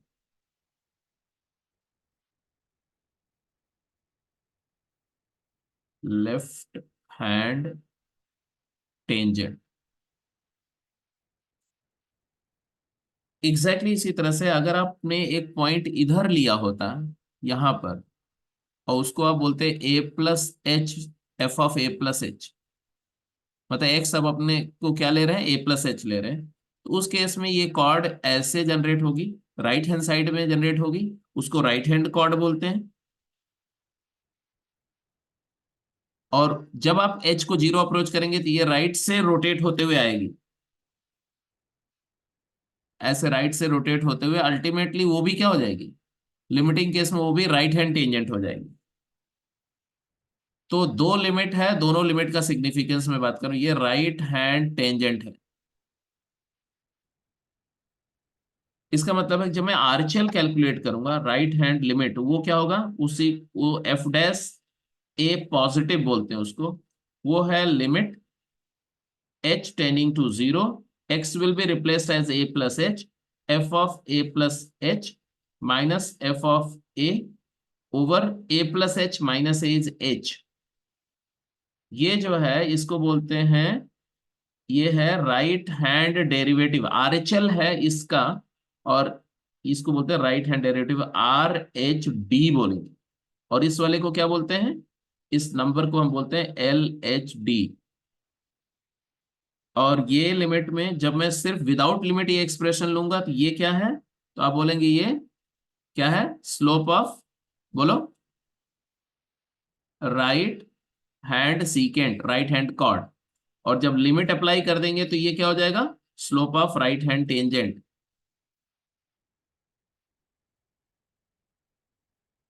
जैसे लेफ्ट हैंड टेंजेंट था वैसे ए कॉमा एफ ए पर राइट हैंड टेंजेंट का स्लोप हो जाएगा। ठीक है, ये तो ज्योमेट्रिकल सिग्निफिकेंस है, आई थिंक सबको समझ में आ रहा है।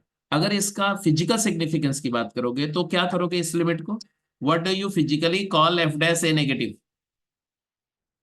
इट इज, बोलो, स्लोप ऑफ लेफ्ट हैंड। नहीं स्लोप तो फिजिकली स्लोप थोड़ी होता है, it is instantaneous rate of change from left side to a. जब आप ए पॉइंट को, ए के लेफ्ट से ए को अप्रोच कर रहे हो तो वाइल अप्रोचिंग टुवर्ड्स ए, उस पॉइंट पर पहुंचते समय उसका इंस्टेंटेनियस रेट ऑफ चेंज क्या है।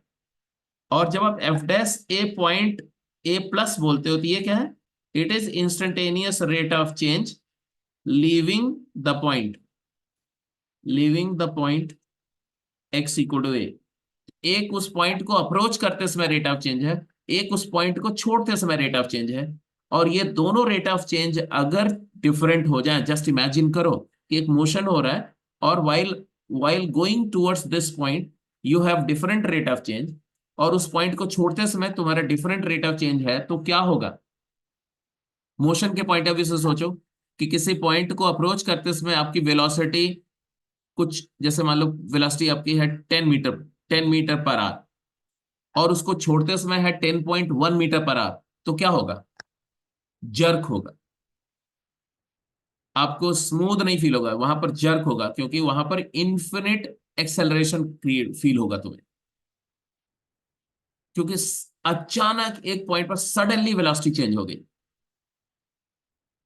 आपका टाइम में चेंज नहीं, टाइम इंटरवल का चेंज 0 है, बट वेलोसिटी में चेंज हो गया, वेलोसिटी में कुछ फाइनाइट चेंज हो गया, बेशक वो चेंज हो 0.1 हो या 0.001 हो। जस्ट इमेजिन करो 0.001 वेलोसिटी में चेंज हुआ, काइनेमेटिकली सोचो, और टाइम में कोई चेंज नहीं, तो आपको क्या फील होगा, इनफाइनाइट एक्सेलरेशन फील होगा उस जगह पर, तो जर्क फील होगा। ठीक है, तो वो जर्क है, मतलब डिफरेंशियबिलिटी नहीं है। अगर जर्क नहीं है, मोशन स्मूथ है, तो काइनेमेटिकली आप बोलते हो कि डिफरेंशिएबल पाथ पे मूव कर रहे हो। तो आप रेट ऑफ चेंज को समझ रहे हो, there shall not be abrupt rate of change. अगर किसी फंक्शन के रेट ऑफ चेंज में अब्रप्ट वेरिएशन नहीं हो रहा है अक्रॉस दैट पॉइंट, तो हम बोलते हैं कि वो फंक्शन फिजिकली क्या है, डिफरेंशिएबल है। और अगर उसकी लेफ्ट हैंड टेंजेंट और right hand tangent same slope की है, मतलब एक यूनिक टेंजेंट लाइन है उस पॉइंट पर, तो हम, और उसका उस टेंजेंट का स्लोप फाइनाइट है, तो बोलेंगे फंक्शन ज्योमेट्रिकली उसका डिफरेंशियबिलिटी को सिग्निफाई कर रहा है। सभी बच्चों को समझ में आ गई बातें पूरी। Yes sir. तो इस पूरी बात को आपने समझ लिया है तो नोट भी कर लिया होगा। ये सारा था एलएचडी का क्या मतलब है, आरएसटी का क्या मतलब है, और एलएसडी इक्वल टू आरएसटी का क्या मतलब है। तो आप लिख दो, therefore differentiability means differentiability at A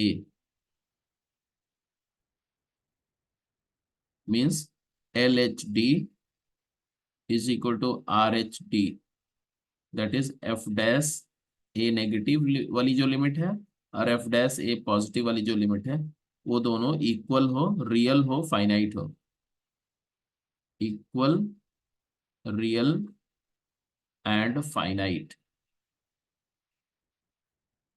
and मान लो वैल्यू कुछ नंबर है, and suppose this number is equal to, मान लो मैंने बोल दिया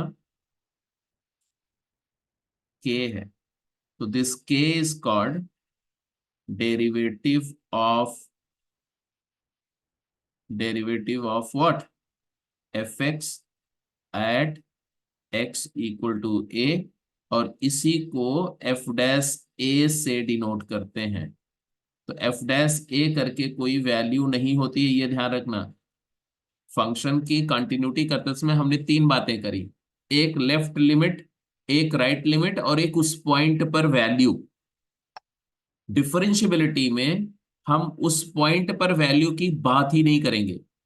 उस पॉइंट पर लेफ्ट डेरिवेटिव, उस पॉइंट पर राइट डेरिवेटिव, अगर ये दोनों लेफ्ट और राइट हैंड डेरिवेटिव अगर रियल हैं, इक्वल हैं, फाइनाइट है, तो वही फाइनाइट वैल्यू उस पॉइंट पर फंक्शन का डेरिवेटिव बोली जाती है। तो unlike the continuity, you could find the value of function at certain point by just plugging in the input into the expression of function. There is no such concept of finding the derivative of function by plugging in input in that function. ठीक है, हम derivative के लिए LHD RSD निकालते हैं, दोनों real finite है, तो उसी नंबर को हम उस पॉइंट पर फंक्शन का डेरिवेटिव बोलते हैं। तो यहां तक बात आपको 100% समझ में आ जानी चाहिए। फिर बात आती है फिजिकल सिग्निफिकेंस, मैंने बता दिया। Since fx minus fa is called average rate of change, when x approaches to a, the interval ax converts to an instant, therefore limit this becomes instantaneous rate of change. So differentiability physically signifies that there is no sudden change in the instantaneous rate of change across the point. उस point को cross करते समय function के instantaneous rate of change में कोई abrupt variation नहीं है, मतलब फंक्शन में जर्क नहीं है, फंक्शन में शार्प टर्न नहीं है, फंक्शन में कॉर्नर नहीं है, फंक्शन में एज या ब्रेकेज नहीं है। तो डिफरेंशियबिलिटी का ये सारा आप कंक्लूजन ले सकते हैं कि अगर डिफरेंशिएबल है तो ये बातें हैं। और ज्योमेट्रिकली हमने क्या बोला? ज्योमेट्रिकली हमने बोला कि differentiability of fx at x equal to a implies LHD equal to RSD. That means the left hand tangent and right hand tangent have same slope at that point. This clearly indicates that the function geometrically has a unique tangent with a finite slope at that point. तो उस point पर function पर एक unique tangent line with finite slope draw करी जा सकती है, ये उसका geometric significance है। Therefore, the graph of fx must be smooth without having any sharp edge, without any sharp corner at that point, and the tangent line at x equal to a shall not be vertical. क्यों? क्योंकि अगर tangent line उस point पर vertical हो जाए, मतलब अगर मान लो कोई फंक्शन ऐसा है ये, तो ये डिफरेंशिएबल है। अगर कोई फंक्शन ऐसा जा रहा है किसी पॉइंट पर, डिफरेंशिएबल है। बट अगर कोई फंक्शन ऐसा जा रहा है और सडनली यहाँ पर ऐसे टर्न हो गया, तो ये पॉइंट ऑफ क्या हो गया? नॉन डिफरेंशियबिलिटी पॉइंट हो गया, क्योंकि यहाँ पर इधर वाली टेंजेंट लाइन अलग डायरेक्शन में है और इस तरफ टेंजेंट लाइन अलग डायरेक्शन में है। ठीक है, इसी तरह से अगर कोई फंक्शन ऐसा हो रहा है, ऐसा कि ये एक ऐसे वर्टिकल लाइन है और ग्राफ ऑफ फंक्शन ऐसा कुछ हो रहा है, ऐसा ऐसा, तो in spite that the curve is looking appearing to be smooth at that point, हम इस फंक्शन को डिफरेंशिएबल नहीं बोलेंगे। क्यों नहीं बोलेंगे? क्योंकि टेंजेंट लाइन वर्टिकल है, तो उस पॉइंट पर फंक्शन का जो डेरिवेटिव आएगा वो इंफिनिटी हो जाएगा। तो f dash a is not finite, it tends to infinity. तो वर्टिकल लाइन या इंफिनिट स्लोप नहीं होना चाहिए। यहां पर बोला गया ना, real and finite, LSD and RSD must be equal and real and finite. तो this is about the differentiability का मतलब क्या है। अब डिफरेंशियबिलिटी किसी पॉइंट पर कैसे टेस्ट करते हैं, तो let's move to the test of differentiability. Check the differentiability of the following function. अब पहले आप जो है ऐसे डिफरेंशियबिलिटी में अगर पहले से थोड़ा बहुत कुछ जानते हो तो उसको मत यूज करना। अभी स्ट्रेट अवे डिफरेंशियबिलिटी टेस्ट करने के लिए मैंने बोला, जैसे मान लो ये फंक्शन है, तो अपन क्या करेंगे, हम प्रॉपर LHD लिखेंगे। इक्वेशन करके देखते हैं ना, LHD क्या आएगा? LHD आएगा 1 पे टेस्ट करना है, तो f डैश 1 नेगेटिव क्या होगा भाई? लिमिट,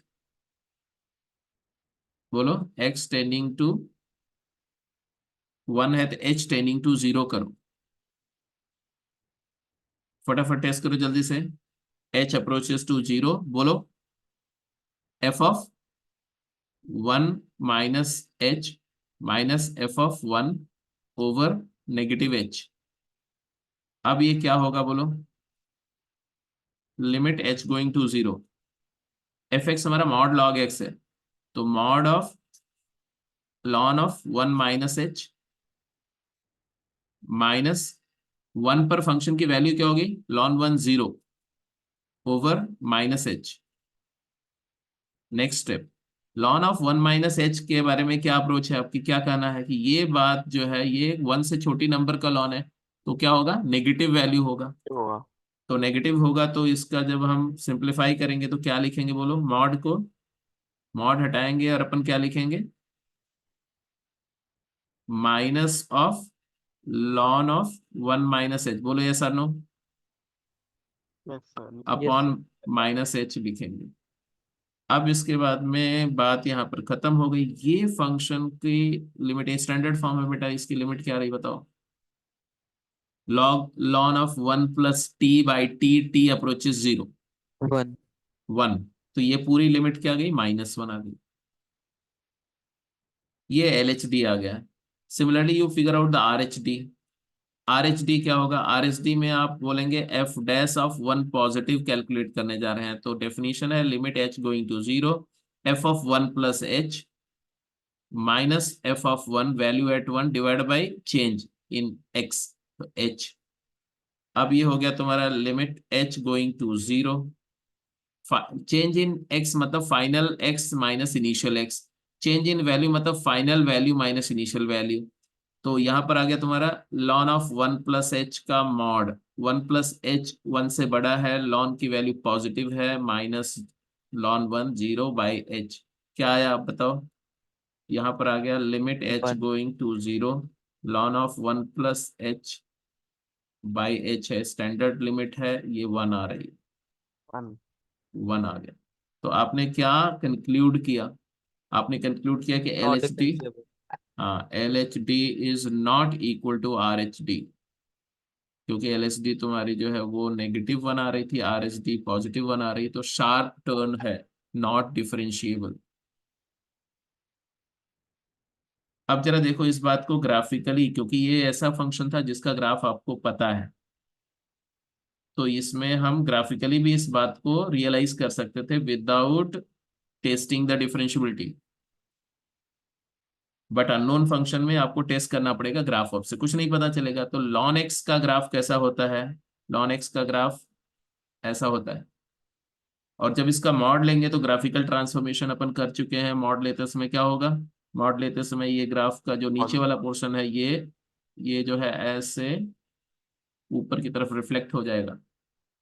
अब जरा देखो, सिर्फ लॉन एक्स की बात करो, तो लॉन एक्स फंक्शन का 1 पर टेंजेंट, वो तो डिफरेंशियबल फंक्शन था, लॉन स्टैंडर्ड फंक्शन है, और उसका 1 पर स्लोप क्या है, मतलब अगर मैं ये एंगल दे लूं तो क्या आएगा, लॉन एक्स का डेरिवेटिव क्या, तो 1/x, तो 1 स्लोप है ना, तो ये 45 डिग्री, D D X of ln X आप क्या बोलते हैं, 1/x होता है, at X equal to 1 slope क्या आएगी, 1 आएगी। मॉड लिया तो ये वाला एंगल भी 45 डिग्री था, तो ये एंगल भी क्या हो गया, 45 डिग्री। तो उभर अभी जब है, जब आपने मॉड लिया रिफ्लेक्ट कर दिया, तो रिफ्लेक्ट करने के बाद में जो ये टेंजेंट लाइन बन रही है, ये एंगल कितना हो गया बोलो, 135 डिग्री हुआ ना, 180 माइनस 45, क्योंकि ये 45 है ना बच्चे, मिरर इमेज ही तो हुआ है, नीचे का ऊपर गया। Yes sir. तो अब तुम्हारा, अगर मैं बोलूं कि राइट हैंड टेंजेंट का स्लोप क्या है, तो क्या बोलोगे, ये टेंजेंट लाइन का स्लोप क्या है, left hand tangent, left hand tangent का स्लोप क्या आएगा, जल्दी बोलो, वो आएगा tan 135, -1। 135 डिग्री का tan क्या होगा, -1, यही तो यहाँ से दिख रही, देखो यस ये सर। -1 ये +1, तो शार्प टर्न है, सडनली ग्राफ टर्न ले रहा है, और कितना कितना टर्न ले लिया, 90 डिग्री पर घूम गया ग्राफ, तो नॉन डिफरेंशिएबल है, शार्प टर्न आ गया। अब इसी में जब बी पार्ट देखो, बी पार्ट थोड़ा इंटरेस्टिंग है। अब बोल रहे हैं कि स्क्वेयर कर दो इसका, मॉड ln x लिया, उसका स्क्वेयर कर दो। अगर आप स्क्वेयर करके लिमिट निकालोगे तो क्या आएगा, अगर मैं स्क्वेयर करके लिमिट निकालता हूं, मान लो एक कोई एक साइड की निकालता हूं, आर एच डी निकालता हूं बी पार्ट के लिए, क्या होगा बोलो, limit H going to 0, ln of 1 plus H का स्क्वेयर, 1 प्लस एच का स्क्वेयर अपॉन एच, यही आएगा ना बच्चे। इसको आप, क्योंकि ln 1 तो 0 ही हो गया, तो ln 1 plus h by H into ln 1 plus H ऐसे लिख सकते हैं। नाउ लुक एट इट, ये लिमिट क्या आ रही है स्टैंडर्ड फॉर्म में 1 1, 1 × 0 0 और ये माइनस 0 को, तो ये लिमिट हो गई 0। और सिमिलरली अगर मैं 1 माइनस एच भी करता हूं तो ये लिमिट 1 माइनस एच, ये भी तो, ये तो फाइनाइट, लेफ्ट वाली ये वाली फाइनाइट आएगी, नेगेटिव आ जाएगी, नेगेटिव नहीं आएगी, तो ln 1 plus h 1 minus H by minus H 1, और इधर वाला 0 ही जाएगा, तो आर एच डी और एल एच डी दोनों 0 हो जाएगा। तो अगर कोई फंक्शन, ये बड़ा इंटरेस्टिंग है, अगर कोई फंक्शन डिफरेंशिएबल है, अगर कोई फंक्शन डिफरेंशिएबल है और उसका मॉड ले लो, जैसे log x मेरा डिफरेंशिएबल फंक्शन था और हमने उसका क्या ले लिया, मॉड, तो डिफरेंशिएबल फंक्शन का मॉड डिफरेंशिएबल होगा हर उस पॉइंट पर जहां पर फंक्शन की वैल्यू 0 नहीं है। क्यों? क्योंकि मॉड लेने पे ग्राफ जो है वो रिफ्लेक्ट होता है, मिरर इमेज होता है, तो फंक्शन का रूट को छोड़ के बाकी हर पॉइंट पर वो डिफरेंशिएबल ही रहेगा। तो मॉड लेने से डिफरेंशिएबिलिटी में कोई फर्क नहीं पड़ता है except at those point where the function has root, क्योंकि जहां पर फंक्शन का रूट है वहां पर फंक्शन की वैल्यू का साइन चेंज होता है या हो सकता है, तो उस पॉइंट पर रिफ्लेक्शन होने की वजह से उसकी डायरेक्शन में चेंज आ सकता है। तो एफ एक्स डिफरेंशिएबल है तो मॉड एफ एक्स डिफरेंशिएबल होगा कहां पर, at all point except its roots. Root पे तुम्हें चेक करना पड़ेगा, रूट पे डिफरेंशिएबल हो भी सकता है और नहीं भी हो सकता है। जैसे रूट पे क्या होगा, अगर कोई फंक्शन का रूट है और ये ऐसा वाला रूट है, डिस्टिंक्ट रूट है, और एक दूसरी पॉसिबिलिटी है जब फंक्शन का रूट है लेकिन वो ऐसा रिपीटेड रूट टाइप का सिचुएशन है, ऐसा ऐसा कुछ है। अब इसका जब आप मॉड लोगे तो यहां पर अगर जहां पर वो कट कर रहा है, मान लो ऐसे कट कर रहा है, ऐसे गया और ऐसे हॉरिजॉन्टल हो करके और फिर ऐसे क्रॉस किया, तो अब अगर आपने मॉड ले भी लिया ना तो डिफरेंशियबिलिटी रहेगी। लेकिन अगर वो क्लियर कट एक सर्टेन एंगल पे कट कर रहा है तो मॉड लेने पे क्या होगा, ये ऐसे ही रहेगा, इधर वाला पार्ट ऐसे जाएगा, तो यहाँ पर शार्प टर्न आ जाएगा। तो कंक्लूजन ये नोट करके लिख लो, बड़ा इंपॉर्टेंट है। If F x is differentiable at X equal to X not, then mod of fx will also be differentiable provided fx naught is not equal to 0। ठीक है, ये आपका टेस्टिंग में क्वेश्चंस में बहुत फ्रीक्वेंटली आपको यूज करना पड़ेगा। At roots that is x equal to alpha, beta, etc. fx का मॉड may और may not be differentiable, आपको वहां देखना पड़ेगा। कब डिफरेंशिएबल होगा, if F dash alpha is 0, तब तो डिफरेंशिएबल होगा। और अगर एफ डैश अल्फा किसी रूट पर एफ डैश अल्फा स्लोप की वैल्यू 0 नहीं है, अगर एफ डैश अल्फा 0 है तो मॉड एफ एक्स क्या हो जाएगा, मॉड एफ एक्स डिफरेंशिएबल हो जाएगा at X equal to root alpha. But अगर एफ डैश अल्फा 0 नहीं है तो mod F X non differentiable हो जाएगा एट सच रूट। उसके लिए ग्राफिकली मैंने आपको थोड़ा दिखाया था कि अगर फंक्शन का स्लोप उस पॉइंट पर 0 है, ठीक है, और दूसरा अगर उसका स्लोप उस पॉइंट पर 0 नहीं है, ऐसा है, इस केस में मॉड लिया तो मॉड लेने पर इधर वाला बेशक रिफ्लेक्शन हुआ लेकिन स्मूथ रहेगा कर्व ऐसे। इस केस में मॉड लिया तो इधर वाला ऐसे गया और इधर वाला ऐसे, तो यहाँ पर अब्रप्ट चेंज आ जाएगा ऐसा, तो नॉन डिफरेंशियबिलिटी आ जाएगी। हाँ, अगर फंक्शन में साइन चेंज ही नहीं हो रहा है, अगर ग्राफ ऐसा था ऐसा, और मॉड लिया, अगर ये डिफरेंशिएबल फंक्शन है तो उसका रिफ्लेक्शन करके भी डिफरेंशिएबल आ जाएगा। तो while evaluating, while working out, आपको ये सब पॉइंट्स का थोड़ा ध्यान रखना है, ठीक है। तो थोड़ा सा मैंने डिफरेंशियबिलिटी क्या है, डिफरेंशियबिलिटी का टेस्ट कैसे करते हैं, वो थोड़ा सा हमने वर्कआउट किया। तो अब आप जो है डिफरेंशियबिलिटी की जो शीट है, एक सेकंड में आपको बता दूं, then I will just close this call for today. और अभी आपका वर्किंग चल रहा होगा 10 बजे के बाद 11 बजे तक आई थिंक। तो आप डिफरेंशियबिलिटी के शीट में जो क्वेश्चन मैं बोल रहा हूँ वो करेंगे, सो दैट मैं वहां आ रहा हूँ तो आपके डाउट होंगे तो डिस्कस कर लूंगा, ठीक है। तो आपको डीपीपी 8 पे जाना बच्चे।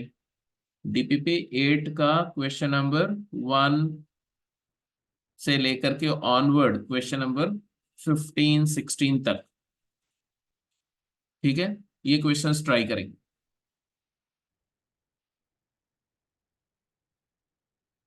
ठीक है। Okay sir. ठीक,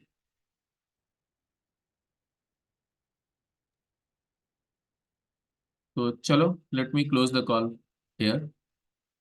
thank you sir. Thank okay, you Thank sir. you, sir. Okay, bye. Thank you, sir.